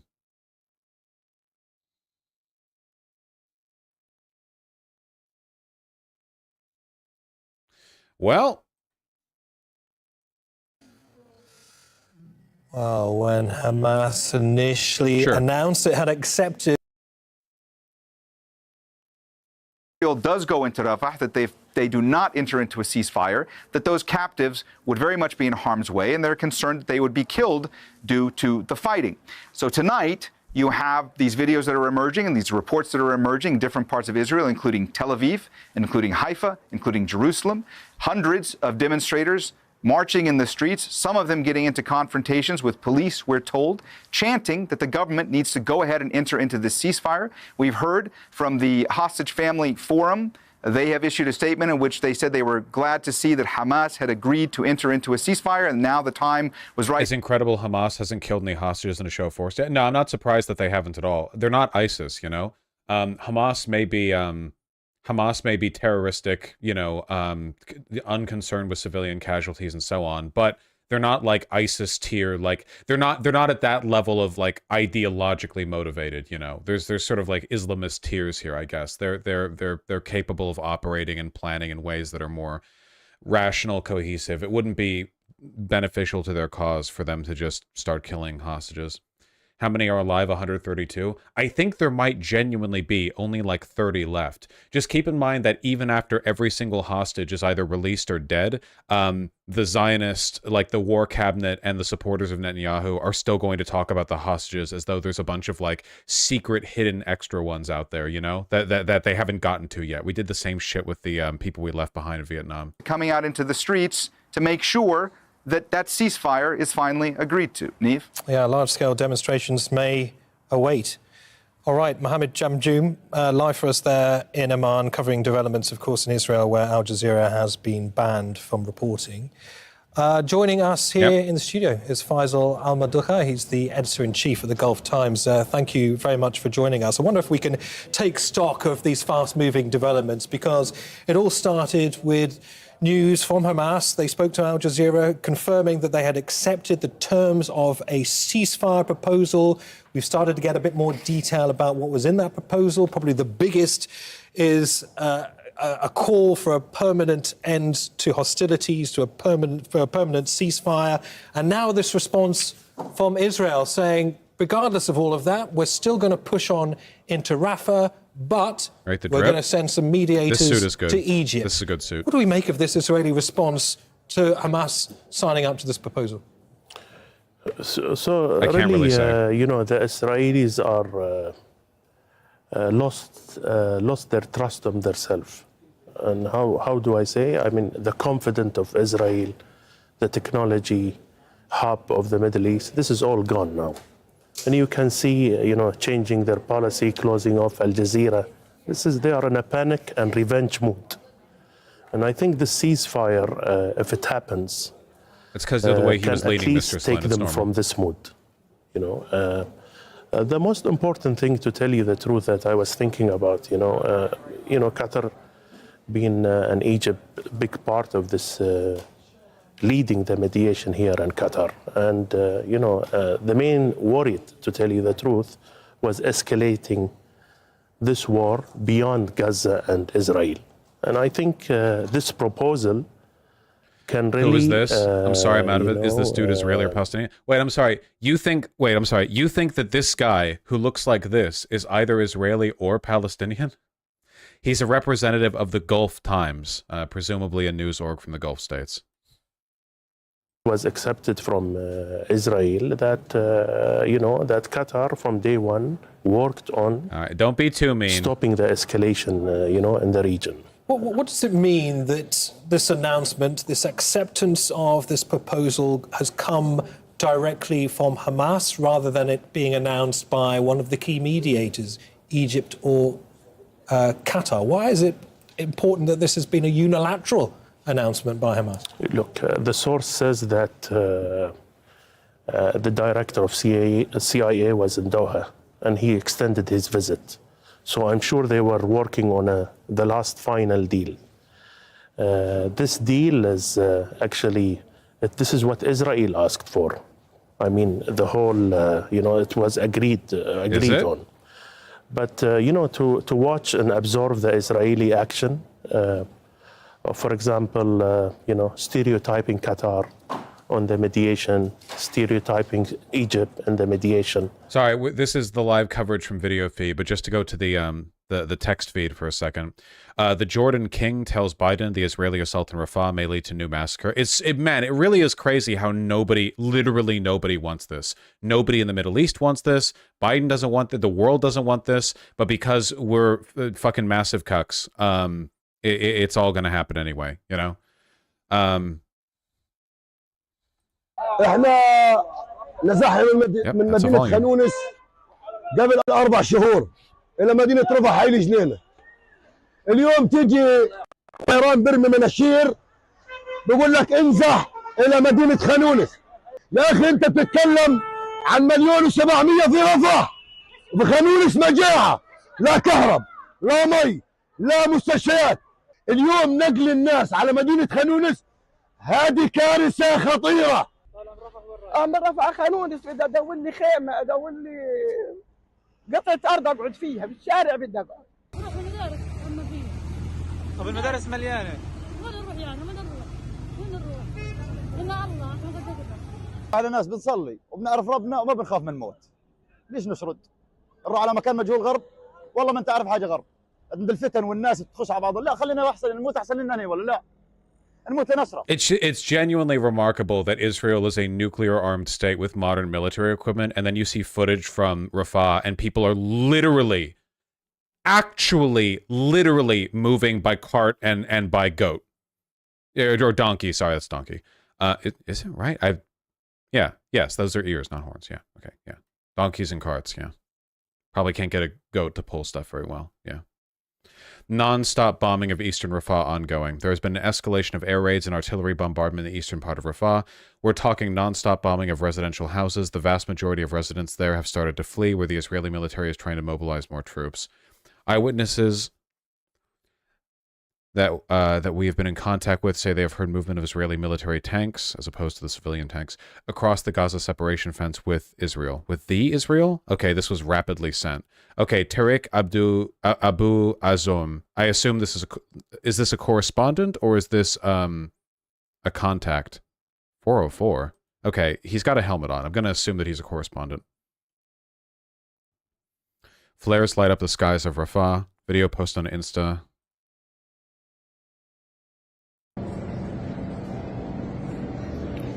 How do you full screen an Instagram video? Why does Instagram suck so much?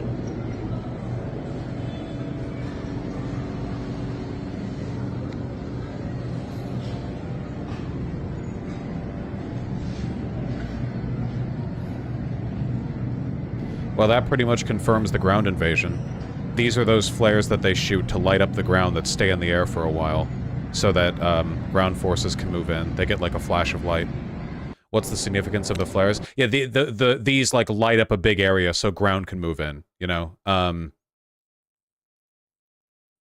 Flares means artillery spotting. Yeah, I guess you could be spotting for like less sophisticated shelling like artillery. That could be the case as well. Yeah, it could be either. But it confirms like continued operation in the area. Aren't those sometimes white phosphorus? No, white phosphorus looks different. It has like this, there's a bunch of like fuzzy trails of sort of like grayish white that kind of like fizzle all over an area. Is this legit? 100% invasion start? Yes, confirmed by Israel. It's not, yeah, it's not ambiguous.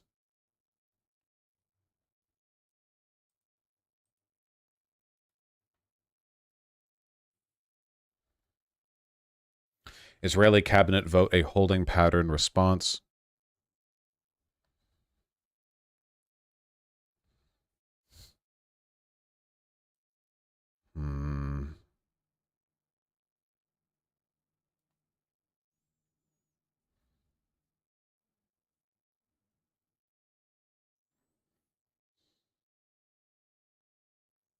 Oh, classic Sherlock smug.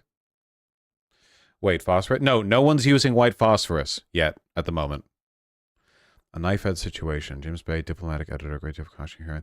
Was speaking to diplomats, ambassadors in New York a few days ago. Knife-edge situation, a RAFAH deal. The ball is in the Israeli court. I genuinely, I want to know what Biden is going to do with this. Like, I know that the most likely answer is nothing, but you have to imagine, just as a matter of probability, that if you cross red lines often enough, eventually something will trip, right? Like just like as a, you know, just if you're rolling the dice every time, like 5% chance. What do you want him to do? I can't answer that on YouTube. No, like the Biden's time to stop this was any time in the past. At this point, this needs to be a full-on, like, no, I'm not joking. I'm not kidding, okay? Like, we did this before. We did this with fucking Reagan, okay? Like, Biden needs to nut the fuck up, okay? You know, check his fucking geriatric balls to make sure he has the juice to do this. Call Netanyahu and have a difficult conversation. And by difficult conversation, I mean, hey, if you don't stop right now, it's over. Everything, the UN protection, the military equipment, the assurance. What we have done to the media to make them turn on these student protesters, we will do to you. Every mainstream media outlet will be broadcasting your failures, and the ICC will hunt you to your death. Like, all of this is within the power of the presidency, utilizing only what he has already done in support of Israel. This would only be utilizing that power in the other direction. But, like, no, like, it's not gonna fucking happen, you know?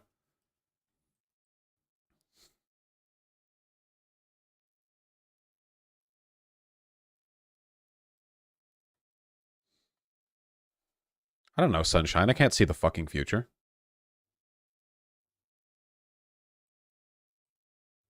You know, I really, you know, I'm looking for hope, but I really not optimistic, because as you see now on TV, now they are attacking RAFAH. But just talking specifically about these attacks on RAFAH, I mean, it's almost impossible to imagine that in the space of a few hours, people were dancing on the streets of Gaza, now potentially facing a bombardment on RAFAH, somewhere that they thought may possibly be safe, if indeed there is a breakthrough.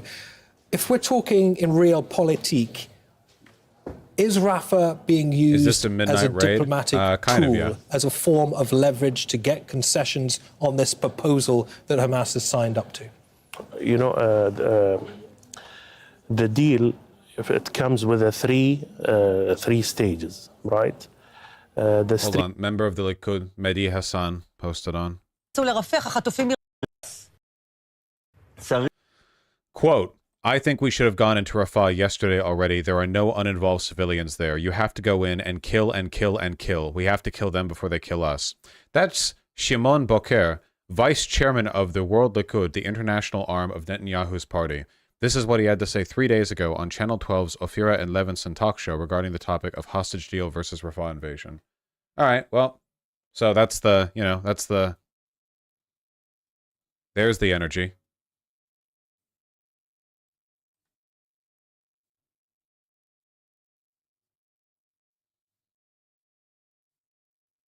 Remember, calling it a genocide is an overstatement. 3 stages is being agreed by Israel, you know, so I really think that, you know, killing 40,000 people after 7 months, now the ball is in the people of Israel, not the government of Israel, you know. What do you mean by that? I mean, we've started to see what looks like the start of protests there in Tel Aviv. We assume they protested in the front of the Qatar embassy yesterday, you know.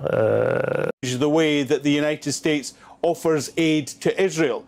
And publicly, that hasn't changed for the time being, but also publicly, the level of support hasn't changed. You'll remember that the United States continues to politically support Benjamin Netanyahu's government. They support sending more weapons into Gaza so that the Israelis can prosecute the war. And of course, they supported Israel when Iran attacked after the Raqqa assault in Syria. And so the US hasn't wavered in its public position, and that is why we're not getting anything from them today to say, you know, this is a really good... What's genuinely crazy is that, like, remember what Bill Clinton did? The joint operation, the bombing of Syria to prevent the genocide of the Albanian people, the formation of Kosovo under UN Guard? Like, that was justifiable. I stand that. What Israel is doing to the Palestinians is orders of magnitude worse than what the Serbians... Did I say Syria? Serbia. What the Serbians were doing to the Albanians. Like, you know, what is happening now is like a worse version of that in a lot of ways, except the Kosovo is already founded and they're just invading Kosovo, you know?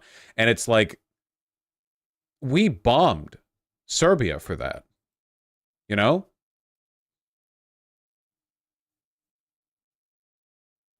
Serbia didn't have nukes. Yeah, but we gave them those nukes. We did this. We set up the conditions that allowed this to happen. Are leaking support away from Joe Biden. He's already probably going to lose Michigan, which is a state he can ill afford to lose. And if more young people leave the Biden coalition, we the West, it makes re-election for him much tougher. And so they would like to see an end to this war sooner rather than later. Because as we know, memories in politics are relatively short, and they're hoping that in 6 months' time, when people go to cast their vote, that the idea of Genocide Joe is just a distant memory for many that would form the natural coalition for Joe Biden. All right. Alan Fisher in Washington, many thanks. OK, let's bring in Faisal Ahmadulka again. He's, just to remind you, editor-in-chief at the Gulf Times. Thanks for staying with us. An awful lot, of course, to decipher, to unpack as more details come to light about what precisely Hamas has agreed to in terms of this ceasefire proposal, what Israel may or may not agree to.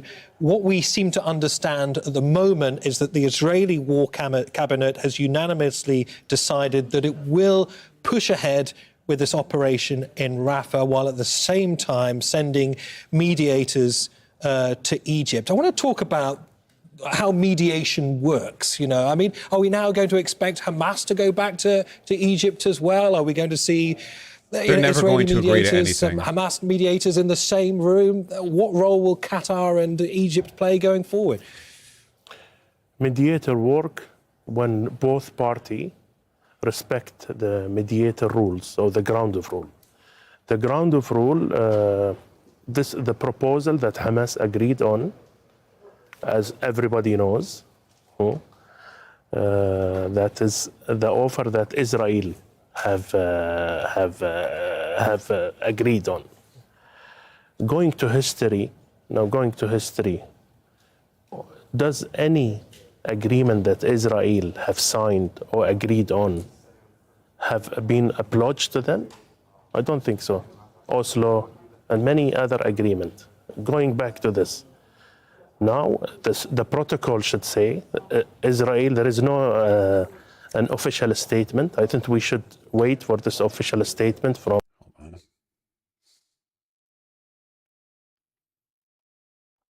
Al-Quds brigades fire rockets towards Israel. Expected, I suppose. Limited Rafah operation could be U.S. gift to Netanyahu. For the negotiation work, be extremely important to get assurances from the U.S. According to Mark Hormut, assistant professor of public policy, Doha Institute of Graduate Studies. The Americans are opposing a major military operation in Rafah, including reoccupying Rafah.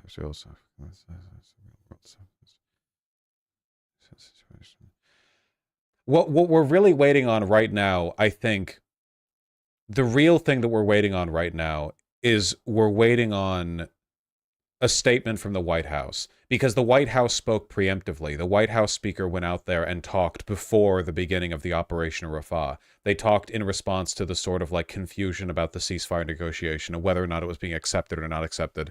But now that the invasion has like properly begun and is happening right now, you know, this is something that the Biden administration has been saying they don't want for ages. So are they just going to come out and say, like, we are very concerned with blah, blah, blah, you know?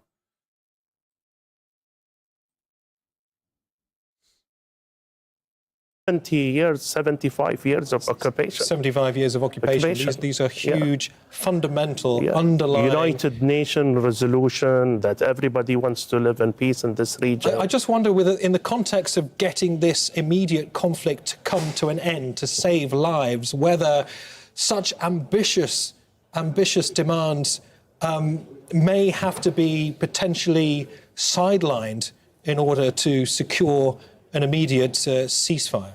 Why it's important, you mean? Yes. It's important because it takes people out of the war mood. And when taking out, I think the ceasefire, especially stage 1, is very important, because I think if phase 1 succeeds, it will be very hard to go back to war. So the phase 1 is very important, really, this 40... So you're saying it's essential to have these key milestones in a very, very distinct roadmap? Yes. Yeah, that's another big reason why Netanyahu's war cabinet wouldn't want any kind of ceasefire. It's a lot more... You want to keep that momentum, right? Like, it's much more difficult to mobilize the support, both logistically and politically, if there's been a period of rest, because a period of rest and respite would also give journalists time to go in there to make the Palestinians look sympathetic, everything.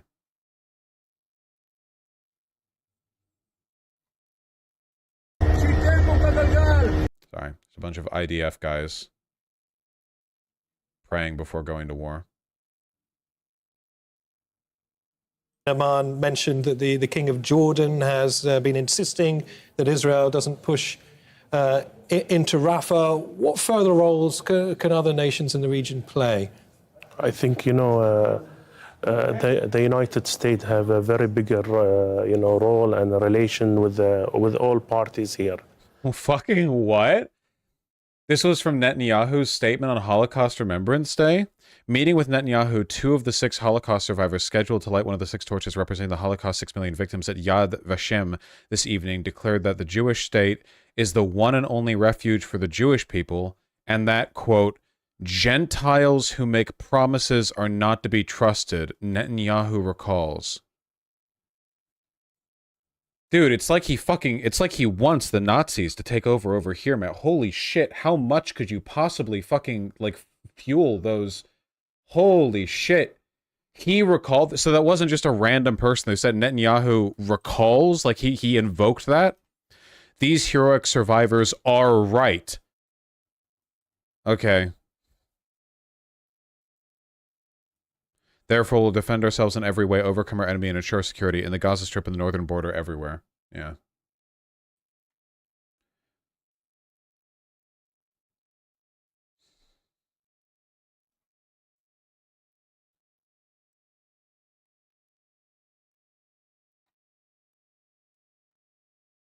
Jesus.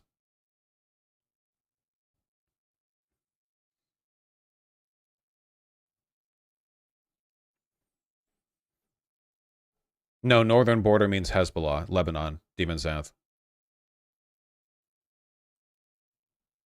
You know, the Suez Canal, you know, everybody is being affected now. When it comes to pockets of people move, you know, it's not only now a human case. So I would disagree. I think that now it's a bottleneck, and I hope this night goes well. And I think I hope you know, we have to have a hope. Can we please talk about something else that's not Israel and Gaza war related? Sure, I'll help you find another place you can go. There you go. Now you have a stronger incentive to find any one of the millions of other videos you could be watching. The United Nations in New York. And Kristen, I Literally, understand fuck off, you that there has fuck. been some UN reaction from the Security Council there.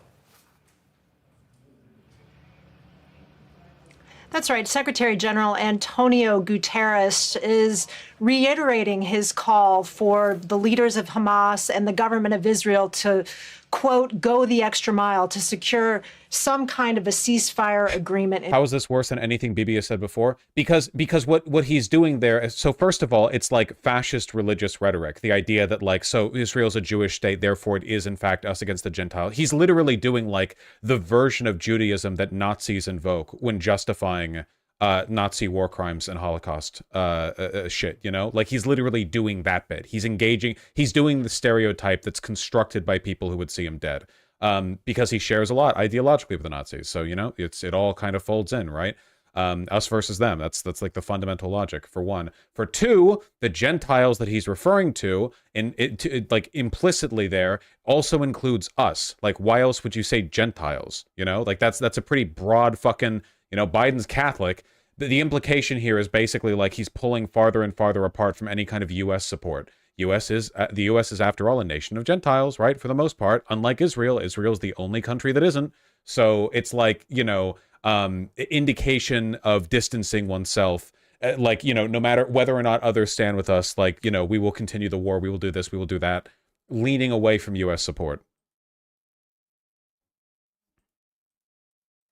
In place. He has expressed his deep concern about an impending military operation in Rafah, where so many have already been displaced before and are living in desperate conditions. His concerns have been echoed by the Office for Humanitarian Affairs here at the United Nations and the High Commissioner for Human Rights. They all say that an evacuation or a ground operation would just be impossible to carry out because there's no place safe for people to go in Gaza.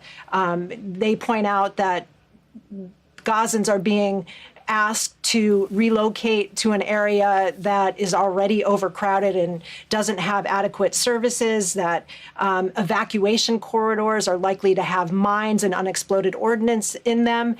And furthermore, that over half of the displaced people, 500,000 people in Gaza are in Rafah are already children. All of this posing grave risks for them should a military operation ensue. Action in Rafah would also cripple humanitarian operations going forward. So that's another concern for the United Nations. All fuel comes through Rafah, for example. So any military action there would just be devastating for humanitarian operations. And to that end, the UN is saying that they are not helping involuntary evacuations of Rafah. They are not setting up new camps or moving people because they just feel it is not safe to do so. Yeah, Kristen, you shine a light, obviously, on some of the latest. Is this like a common term for this? I'm Jewish. Benjamin, you're Jewish and you've never heard the term Gentile? I don't even know. I don't even know. Moving on. 73% of school buildings. This list in front of me goes on and on and on. There's a huge amount riding on this. Attitudes towards Israel have very much divided the General Assembly there. Just give us a sense of how polarized the UN has been throughout these many months now of conflict. Well, actually, Neb, I could say that the international community here at the United Nations is actually quite united in its call for a ceasefire. The General Assembly has called for one. Even the Security Council has on the record the call for a ceasefire. The problem is that further action has been blocked in the Security Council by the United States. But that said, the United States is on the record calling for a ceasefire, saying that it doesn't want an invasion in Rafah, that should not happen.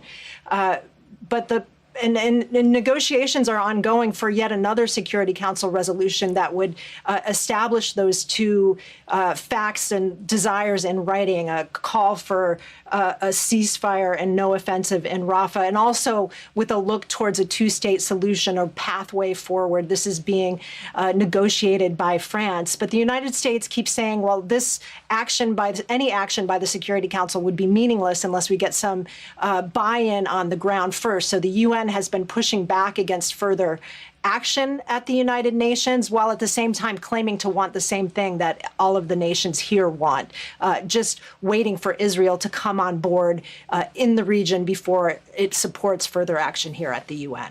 All right. Kristen Salumi at the UN, many thanks. So, if you're just joining us, Hamas has agreed to a ceasefire deal by the Qatari and Egyptian mediators. The deputy head of Hamas in Gaza, Khalil al-Hayya, has said the group received assurances from mediators that this deal would be implemented. Mediators told us that the US president is clearly committed to ensuring the implementation of the agreement. The ball is now in the court of the Israeli occupation. We informed the mediators that we agree completely with the proposal.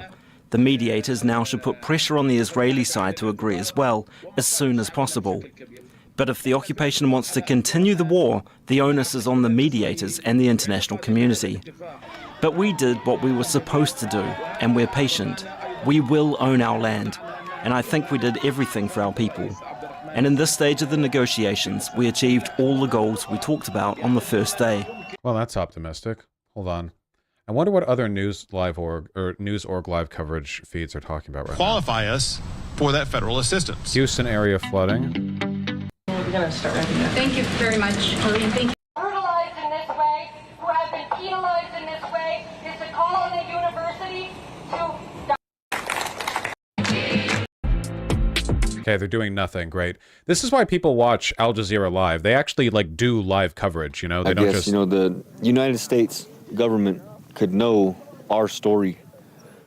What's happening here feeds into Joe Biden's energy policy. The U.S. Preparation for these in order to meet their own ends. We still... Yeah, okay. So Fox and Sky News aren't covering the invasion of Rafah. They covered Hamas accepting the ceasefire, but they're not going on to cover the actual invasion of Rafah, at least not currently. Only Al Jazeera English is doing that right now, as far as I can see. It's one of my mottos. Arrogance breeds stupidity. Even when and if Israel does attack... Okay, hold on. I'm sorry. What is this? Israel needs to evaluate deal Hamas agreed to, White House says. White House National Security spokesperson John Kirby said that Israel must have a chance to evaluate the ceasefire deal Hamas agreed to as the CIA director continues talks with leaders in the region. Did they not?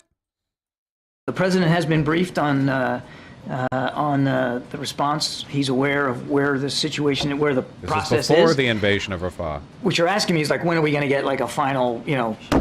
What is the answer? Final table slap here. There's a process that has been worked in the past and will be worked this time. You get a response by Hamas. We're going to have to evaluate that. We're going to see what's in it. Certainly, the Israelis get it. I feel like I'm being gaslit. I don't understand the language that's being employed here. The deal was being mediated. There were eyes on the deal that was being mediated. Al Jazeera and I think the BBC News have both laid out the details of the agreement that was made. So like the implication is like, oh, you know, we'll all need time to look over it. You had the time.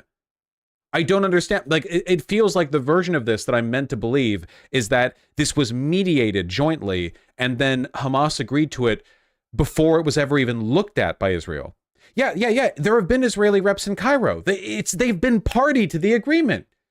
What they're trying to do is they're taking Israel's willful rejection of the deal and turn it into like, well, they just need time, you know, like it's apologism. It's a way of buying time, you know, but this was before the invasion of Rafah. Like this statement from Kirby was before the invasion of Rafah.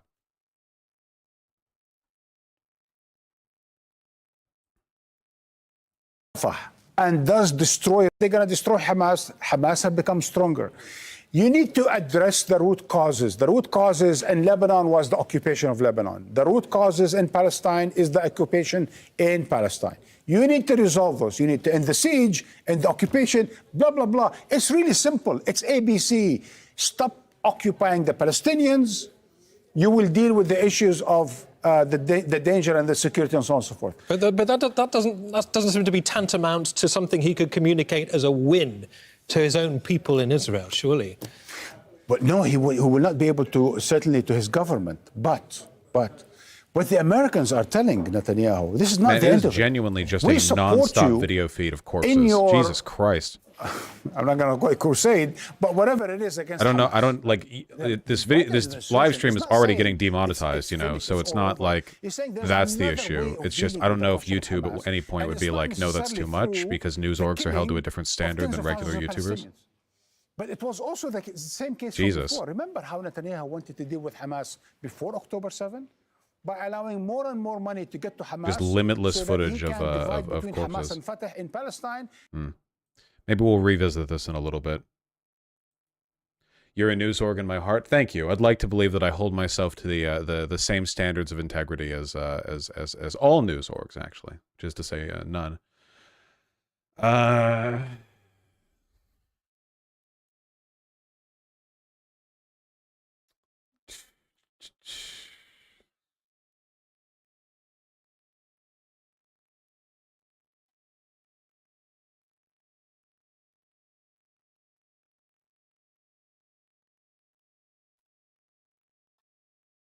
We can clear through a few more links. That's probably true, Annie, and very weird to think about. Iran welcomes Hamas response to ceasefire proposal. The Iranian Foreign Ministry spokesman said in a short statement that it welcomes the Hamas response to stop the genocide machine of the Zionist regime in Gaza. Well, no surprises which way Iran would fall in this dynamic. Yeah. Resistance. Yeah. Okay. Not really surprising. Also, not really relevant. Like Iran's support for Hamas's agreement to the ceasefire isn't really relevant to what's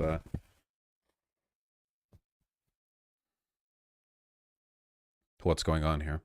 Is Al Jazeera the only one doing reporting? At the moment, yeah. Al Jazeera is generally a better place to go if you want any kind of international news.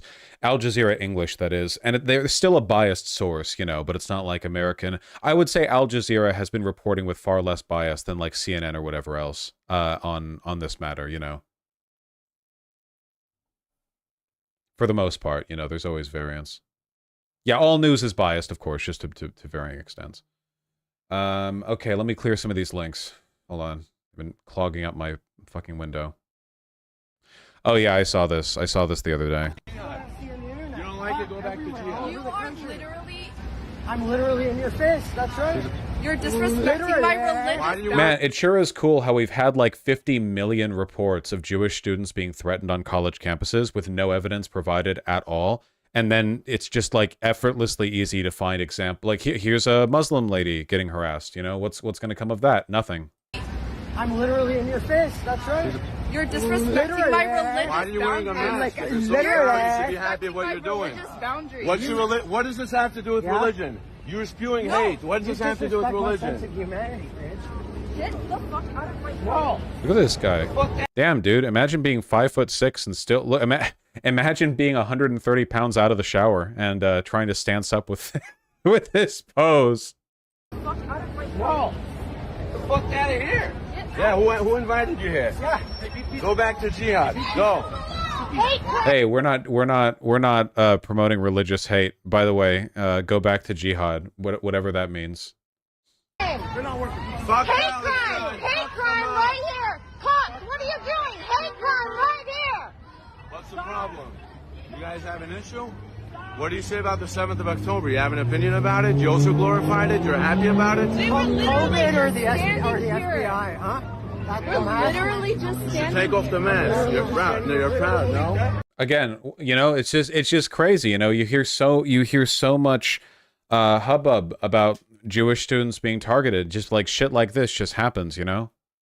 Could she punch them? Actually, past a certain level of direct harassment, I think retaliation can be legally justified, but I wouldn't rely on that. He is currently a postdoctoral scholar at Harvard. He's a fucking scholar? Are you employing this man? He harasses women. This guy is a postdoctorate scholar? Is it that guy? I guess it is that guy, yeah.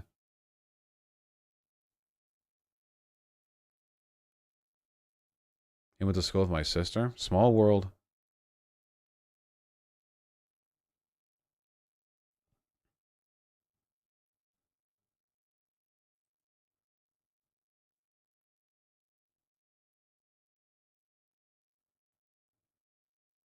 What is this thread?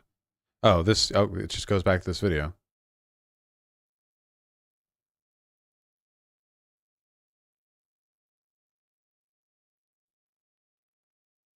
This is why people choose the bear. Yeah, bear or Zionist, you know? Did you see this bullshit? That's pretty vague, Croc Goblin.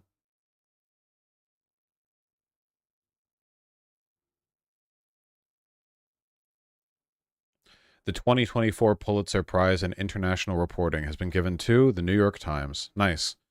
Well, you know, another treasured institution, the Pulitzer Prize, sort of like condemned to disrespect. Does anyone even care anymore? Are there any awards anyone cares about anymore? Nobody cares about Oscars or Emmys or whatever the fuck else. You know, does anyone care about awards anymore? Have we all just agreed that all awards are given out by just like a tiny group of extremely biased dipshits with too much money? And like every time, no matter what the... Yeah. Yeah, Obama got a Nobel Peace Prize. Yeah, nothing. Does the Nobel matter? Nope, Nobel Peace Prize doesn't matter.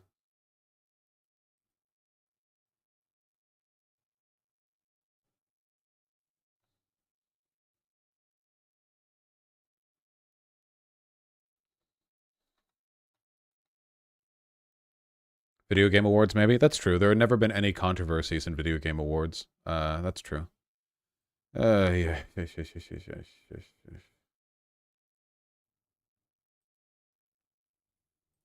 Just a... Is that going to play? Is that going to autoplay? No, it didn't. Okay. Just a bad day. Bad day for news.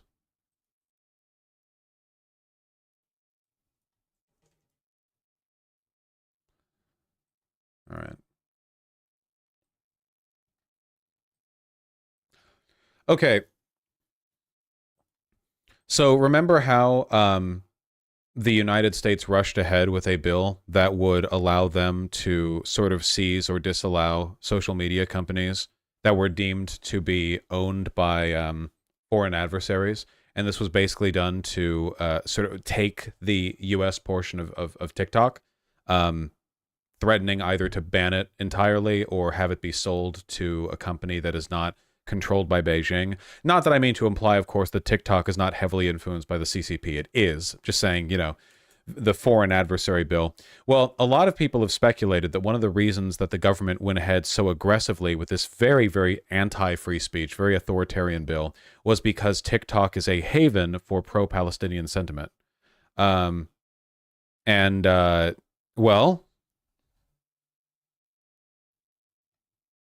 Why has the PR been so awful? I'm sorry about the audio.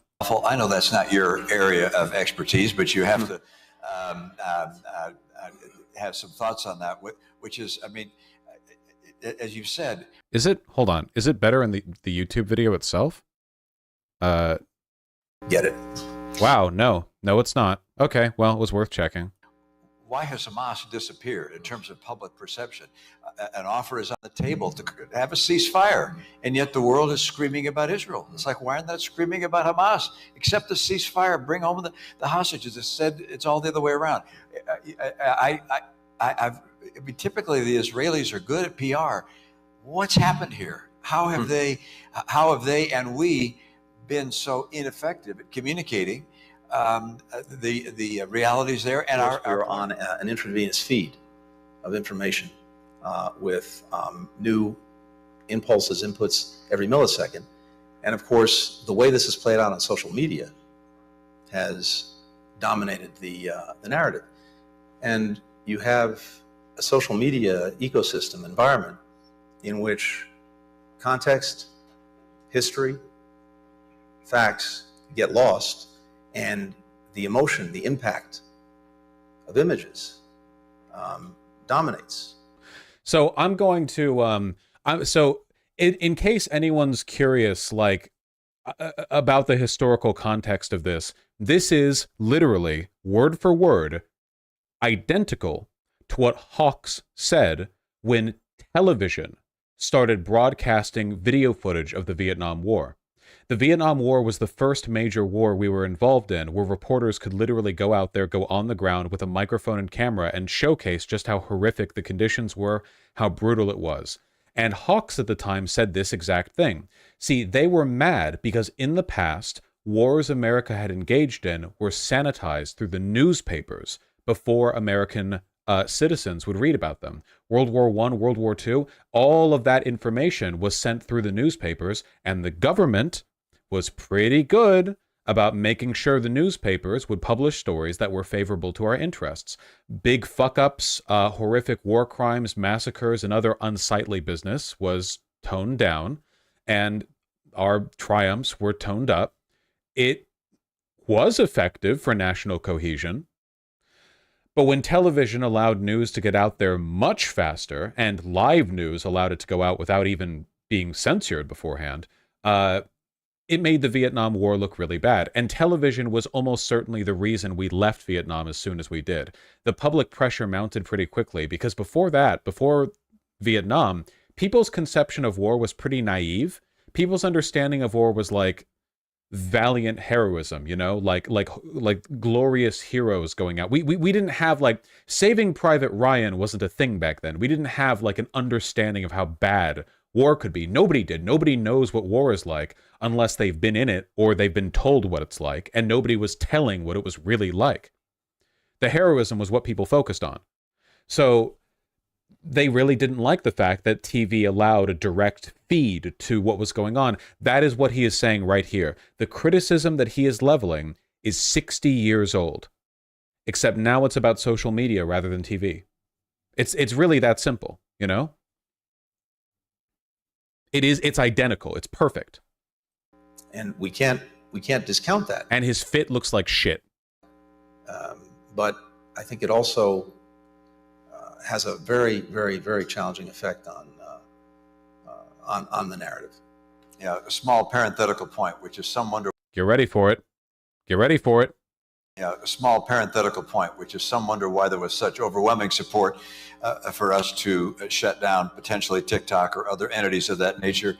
If you look at the postings on TikTok and the number of mentions of Palestinians relative to other social media sites, it's overwhelmingly so among TikTok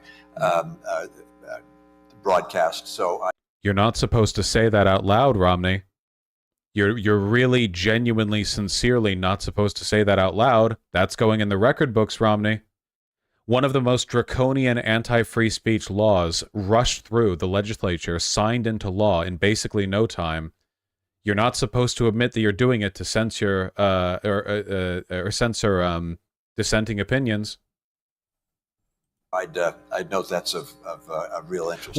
Why are we losing the propaganda game? You know, why is Israeli PR so bad? By the way, just offhand, I don't have to say this, but I choose to anyway. We did, in fact, push forward an incredibly anti-free speech bill, largely because we wanted to shut down like citizen activism that was pro-Palestinian. Why is Israeli PR so bad? Sorry, I just had to say that, like impromptu. I felt an urge, you know. So yeah, guys, that's it, isn't it? Mitt Romney doesn't have the power to like unilaterally direct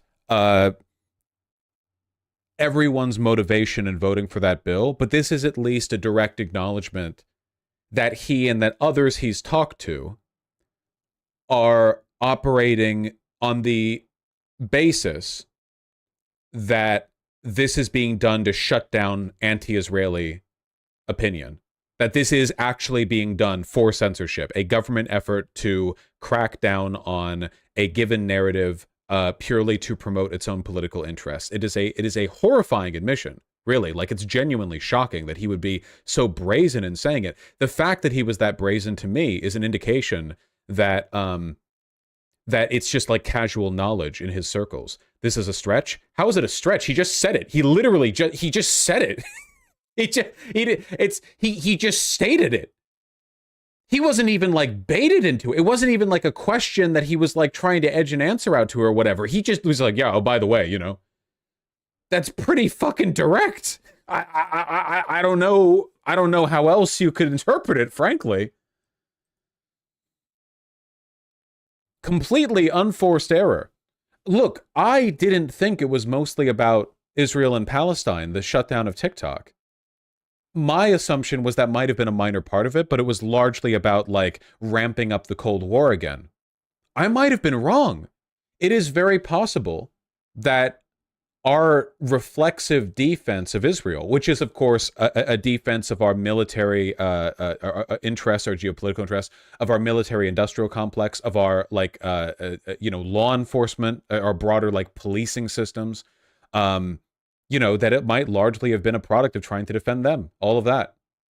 It's kind of crazy, In this instance, the sort of the paranoia it seems to be largely warranted.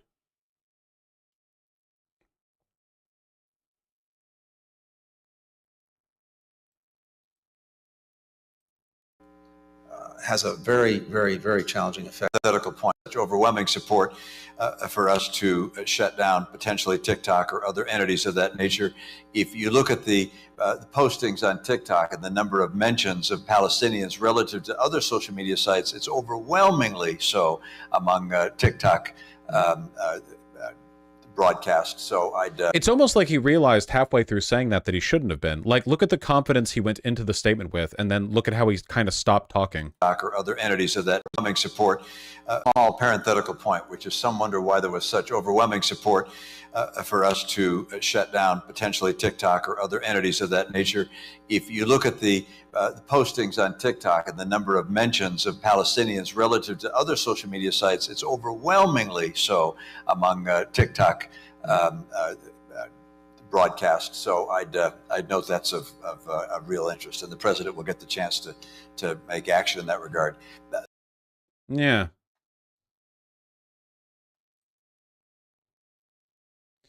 Vosh, your original inclination is correct. The paranoia is wrong. The TikTok ban bill predates the genocide in Gaza by years. No, that's not relevant. I'm not saying that it entirely motivated it. I'm saying that it was like a propelling force. If this is being cited as like a supporting reason for its support, it's like a reason for why it was put through so quickly. It was just like an aligned interest, And there is a great deal of bias on TikTok in terms of what topics are covered, but the idea of a government official admitting that they just want to break the site because that bias isn't in their favor. Do you, I ask you, is the government threatening to take down any sites because they're overwhelmingly pro-Israeli? No, of course not.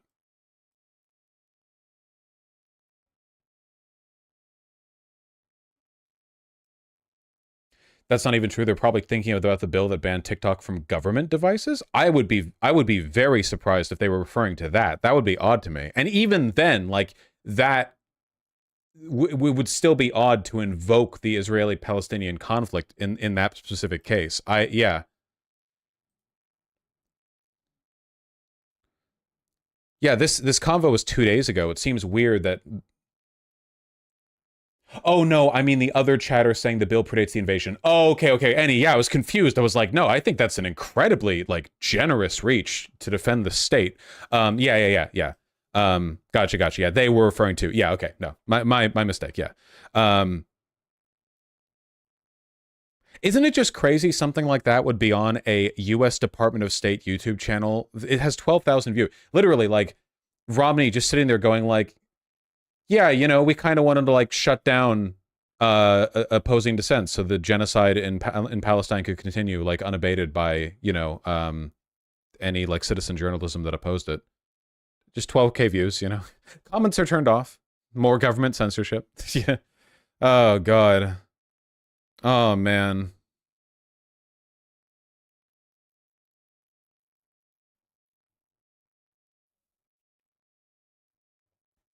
Love that for us? Yeah, love that for us. Love that for us. I think the government usually shuts off comments. No, that was a joke. I don't think this is government censorship. That part was a joke. But yeah. I genuinely think this is going in the history books, It's pretty upfront. Any updates? Jordan's foreign minister says Netanyahu risking ceasefire by bombing RAFAH. Well, yeah, of course.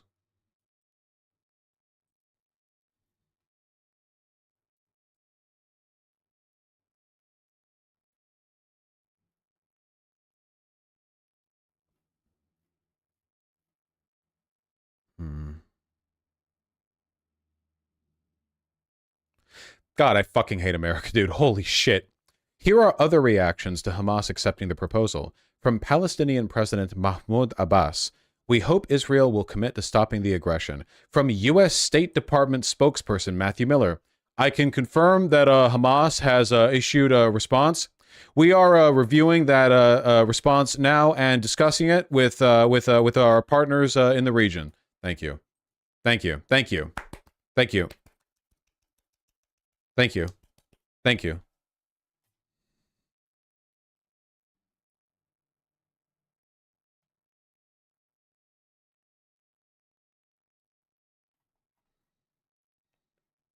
Unfortunately, a lot of the stuff that I want to cover, I'm not going to be able to cover until tomorrow. Fuck, of all the times to have an upcoming vacation, God damn it. Of course. It's always like this, isn't it? Gonna be waking up at 7 a.m. to be doing phone live streams from fucking Barcelona.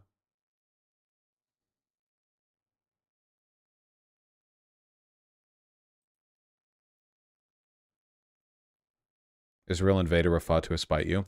Unironically, I was literally thinking that when I heard about the ceasefire deal. When I heard that the ceasefire had been accepted by Hamas, I was like, oh, thank God. Just let whatever bullshit's going to happen after I'm back home so I can cover it fully. And then fucking Israel, like, rejects the ceasefire, like, invasion focus. Fucking God damn it.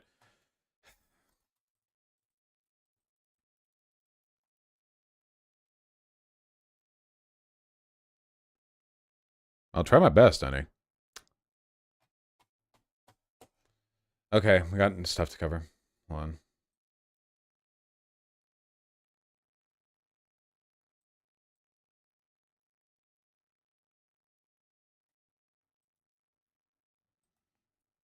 The lessons from colleges that didn't call the police. De-escalating conflict around protests was possible, but many colleges turned to law enforcement instead. Oh, is this like a comparison between college campuses that engage in violence and ones that didn't?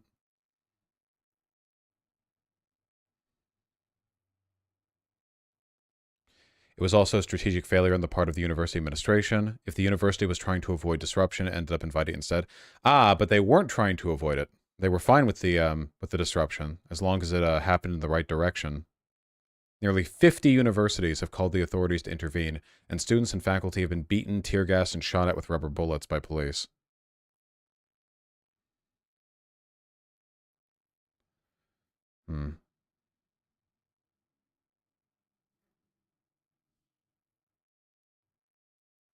I'm gonna have to read this in the future. I'm kind of like locked in on the ongoing conflict thing right now.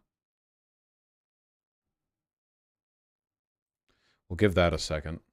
What else do I have here? Ukraine updates. Russia orders nuclear preparation drills. Oh, this isn't new. Russia does this like every 5 days. This isn't new.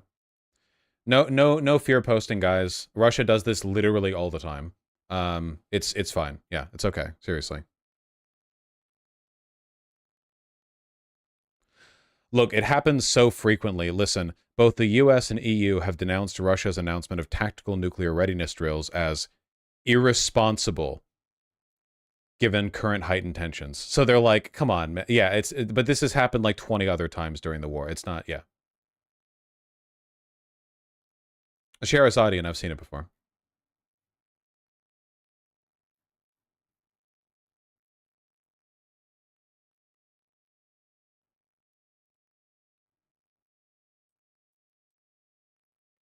Oh yeah, I suppose I have to cover this too.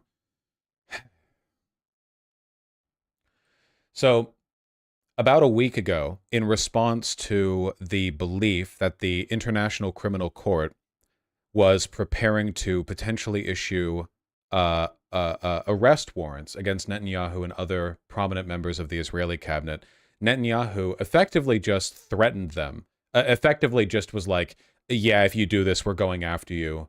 We're going to sanction you. We're going after you, you know, like it's basically mob behavior. The ICC said, you know, like, yeah, in response to war crimes and genocide and what have you, like, we're doing this.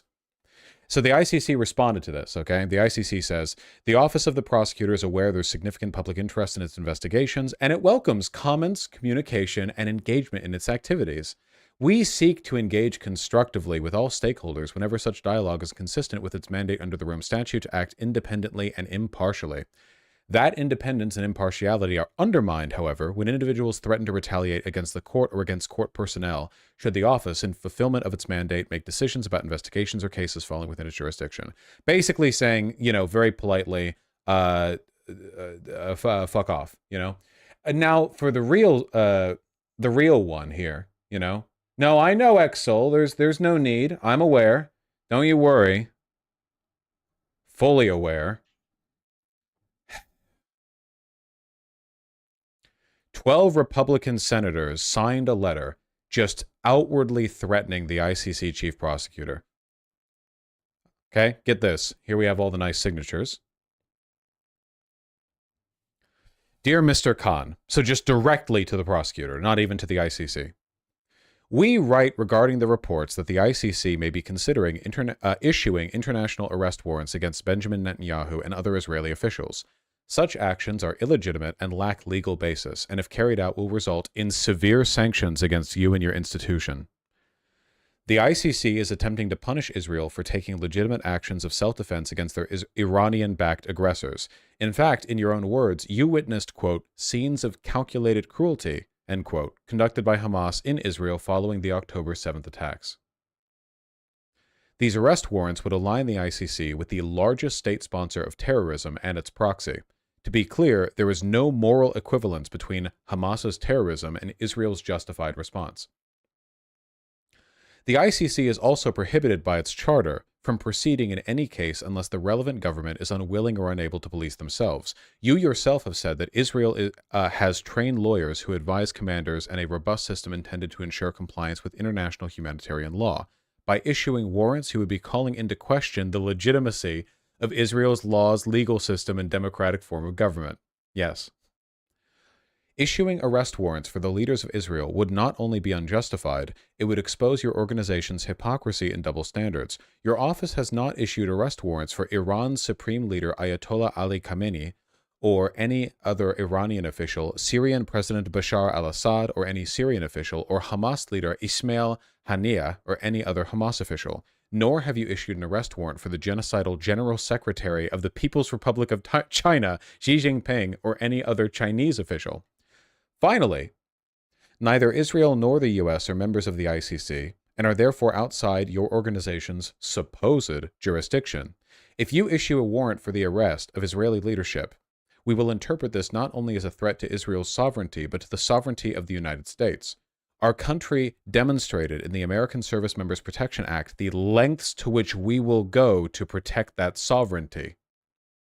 The U.S. will not tolerate politicized attacks by the ICC on our allies.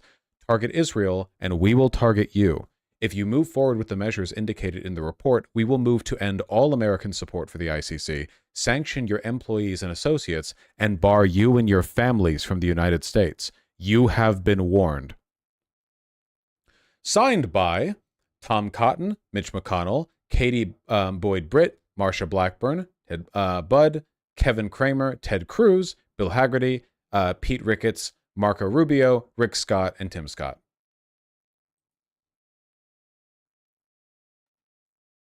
So there you go. We've got the nice mob behavior. You know, I've said many times that I don't know how much worse the Trump administration could be on what's going on right now in Palestine, but this is a nice reminder, if nothing else, that Biden's position of you shouldn't invade Rafah is actually relatively progressive compared to the behavior of a lot of Republican leadership, whose position effectively seems to be that Arabs like to bomb shit and live in open sewage, and they're not people anyway, so who cares?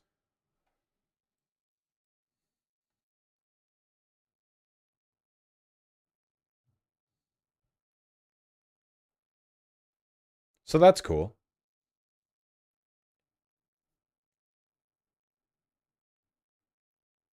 Yeah, vote for Joe Biden. Woo!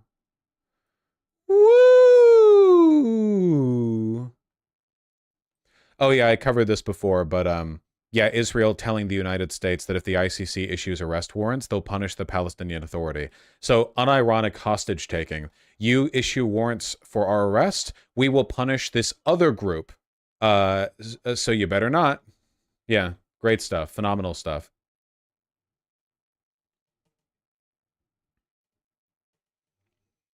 This is just so insane, like rogue state behavior. Well, it's rogue state behavior that we're, like, enabling, you know?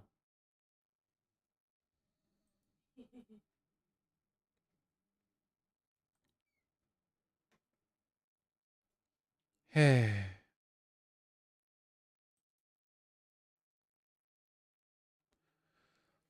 DPRK has better behaved? Oh, certainly. At least in this respect.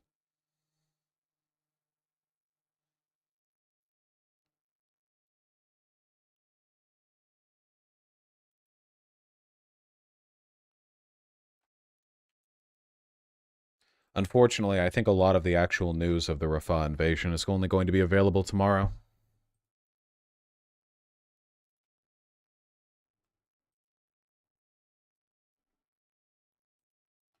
Think what you may about Israel and their silence about what's happening in Gaza and all of that, and how the entire society have really rallied behind the government despite the genocide and the war crimes. But when there's going to be a ceasefire, you're going to see this society, the Israeli society, erupt among its Jewish majority in a way that we haven't seen before. And Netanyahu will be held responsible. He's trying his best to move in from being basically a political criminal, basically, a war criminal, to a war hero. That's why he needs time. He needs time to finish the job, kill more Palestinians, and so on and so forth, extend it, stretch it in as much as he can. Biden is not giving him the time. Why? Because the time works against Biden. Biden needs a ceasefire in order to, free his agenda to his elections, which is going to happen in 6 months. For Netanyahu, the continuation of war will save him. For Biden, the end of the war will save him. All right, Marwan, many thanks for that, and a slight apology on your behalf for your passionate slip of the tongue earlier. Many thanks. Wait. Absolutely. I'm sure the world will forgive you. What? Now, United Nations Secretary General Antonio Guterres has called on both Israel and Hamas to go the extra mile in order to secure a ceasefire deal in Gaza. Guterres also voiced concern that an Israeli military offensive in Rafah could be imminent, urging for the protection of civilians. Kristen Salim. Yeah, that statement is out of date. The invasion has already begun. Kristen, the UN reaction, can you give us any more details about what's been coming out of the Security Council? Well, the Secretary General was just reiterating what his human rights chief has been saying, what his Department of Humanitarian Affairs have been saying, and that is that any ground offensive in Rafah would be devastating to the civilians there, given that so many who are living there have already been displaced more than once and don't have adequate humanitarian needs satisfied This is live, as it imaginary is. MDA. They say that the area that people are being asked to evacuate to is already overcrowded and has even less in the way of services there. They're also worried about the fact that half of the displaced people in Rafah, about 500,000 of them, are children. The route to these areas they want them to evacuate to, they say. What is your source for the invasion has already begun? It's still just airstrikes. Sorry, I guess I should say the operation, but when I say invasion, like, I'm kind of, that's what I mean. I mean, like, that's sort of the process. I mean, there are reports from the ground that have claimed that military vehicles have already made their way through. The problem is this is like a fog of war situation. It's nighttime over there. It's about midnight over there. And we don't, we don't really have like a perfect understanding of what's going on, not moment by moment at least.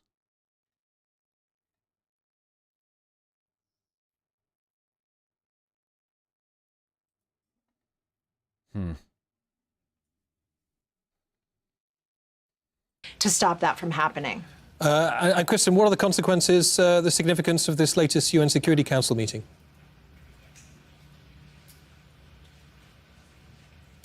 So this was a closed meeting. The discussions are still happening behind the scenes here at the United Nations, discussions about a draft resolution that the French have been working on. It calls for an immediate ceasefire.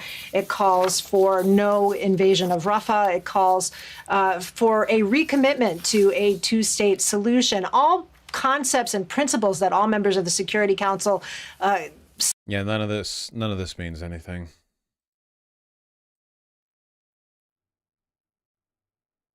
Three hours ago? Today, families were on the move again in Gaza, ordered to leave eastern Rafah ahead of a potentially devastating offensive. Tonight, people in Gaza had been celebrating the mere prospect of a ceasefire deal that could end their suffering. Some 1.4 million Palestinians, more than half of Gaza's population, are thought to be crammed into Rafah after fleeing Israel's offensive elsewhere in the Strip. The Israeli army has ordered around 100,000 of them to move to al-Mawazi on the coast, and what Israel has called an expanded humanitarian area. It also takes in part of Khan Yunis, much of which is rubble after an offensive there. But tonight, with Hamas saying it agrees a deal, let's get more from Kemi Nzerema, who joins me now in the studio. Kemi, dramatic developments just in the last few moments. What are you hearing? The first thing to reiterate is that Israel so far says they haven't agreed to their side of this. That will change, one assumes, as we get more information. Let us just briefly go through what we know of what Hamas say they have agreed to. They released a statement to media recently.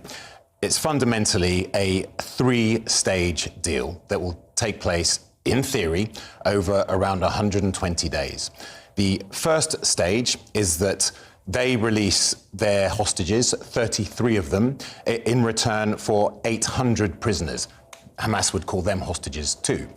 And the start of return of people to Gaza. The second phase, more swaps, so to speak, which could potentially include thousands of Palestinian prisoners.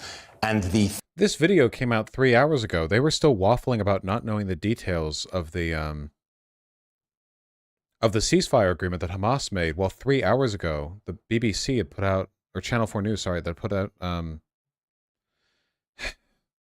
it was already known. Scenes from RAFAH. Damn it. All right. I think anything that I do from this point forward is going to be unironically unproductive. By tomorrow, there's going to be a lot more news out. Yeah, I know. Channel 4 is relatively based. I think what I'm going to do is this. A lot of my time up until I have to leave for vacation, a lot of it has to be spent. There's some stuff that I have to do here, which means that, like, I don't have as much time that I would like. I think I'm going to try to start stream early tomorrow. Like, I don't know, at least an hour early or something, and try to, like, actually cover this properly. Tomb Raider? No Tomb Raider. Tomb Raider will be a great privilege if we find time for it. That would be lovely. Yeah, the pieces to this are still up in the air. It's okay, you need your vacay. Oh, whoa, hold on. I'm not apologizing for having a vacation soon. I'm going. I don't feel even a little bit bad. I'm going to Barcelona, baby. Okay, I've wanted to go there for ages. I don't feel even a little bit bad. It is unfortunate that it overlaps with, like, big news stuff, but man, if shit's really going down, I guess I can live stream from my phone for a bit. You know, but in the meantime, I'm going to try to stream every day. So that's the best I can do, and I'll see what I can do while I'm over there, but I'm gonna be walking around, you know, I'm gonna be on the fucking beat. So I don't wanna tire myself out. All right.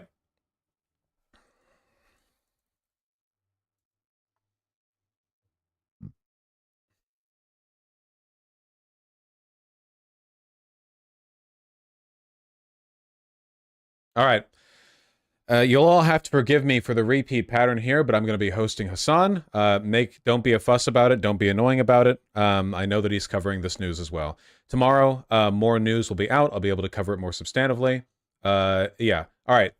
Listen, I love you all. I will read donos tomorrow. I've seen that there are some sweet donos. Surgical Steel, if you're still here, I'll read your dono properly tomorrow, but I really do appreciate it. I love you all very much. Please take care. And I'll see you tomorrow. I'll try to see you early tomorrow, you know, relatively early, right? Okay. We hate Hassan. I'm banned at SMH. Listen, okay? Don't you guys hate me too? Well, is that we hate Hassan? Like, you don't hate me. Come on, you know, apply a consistent standard. All right? There you go. There we go. There we go. Fuck him, fuck me. All right. I'll see you soon. Take care. Okay. Drink water.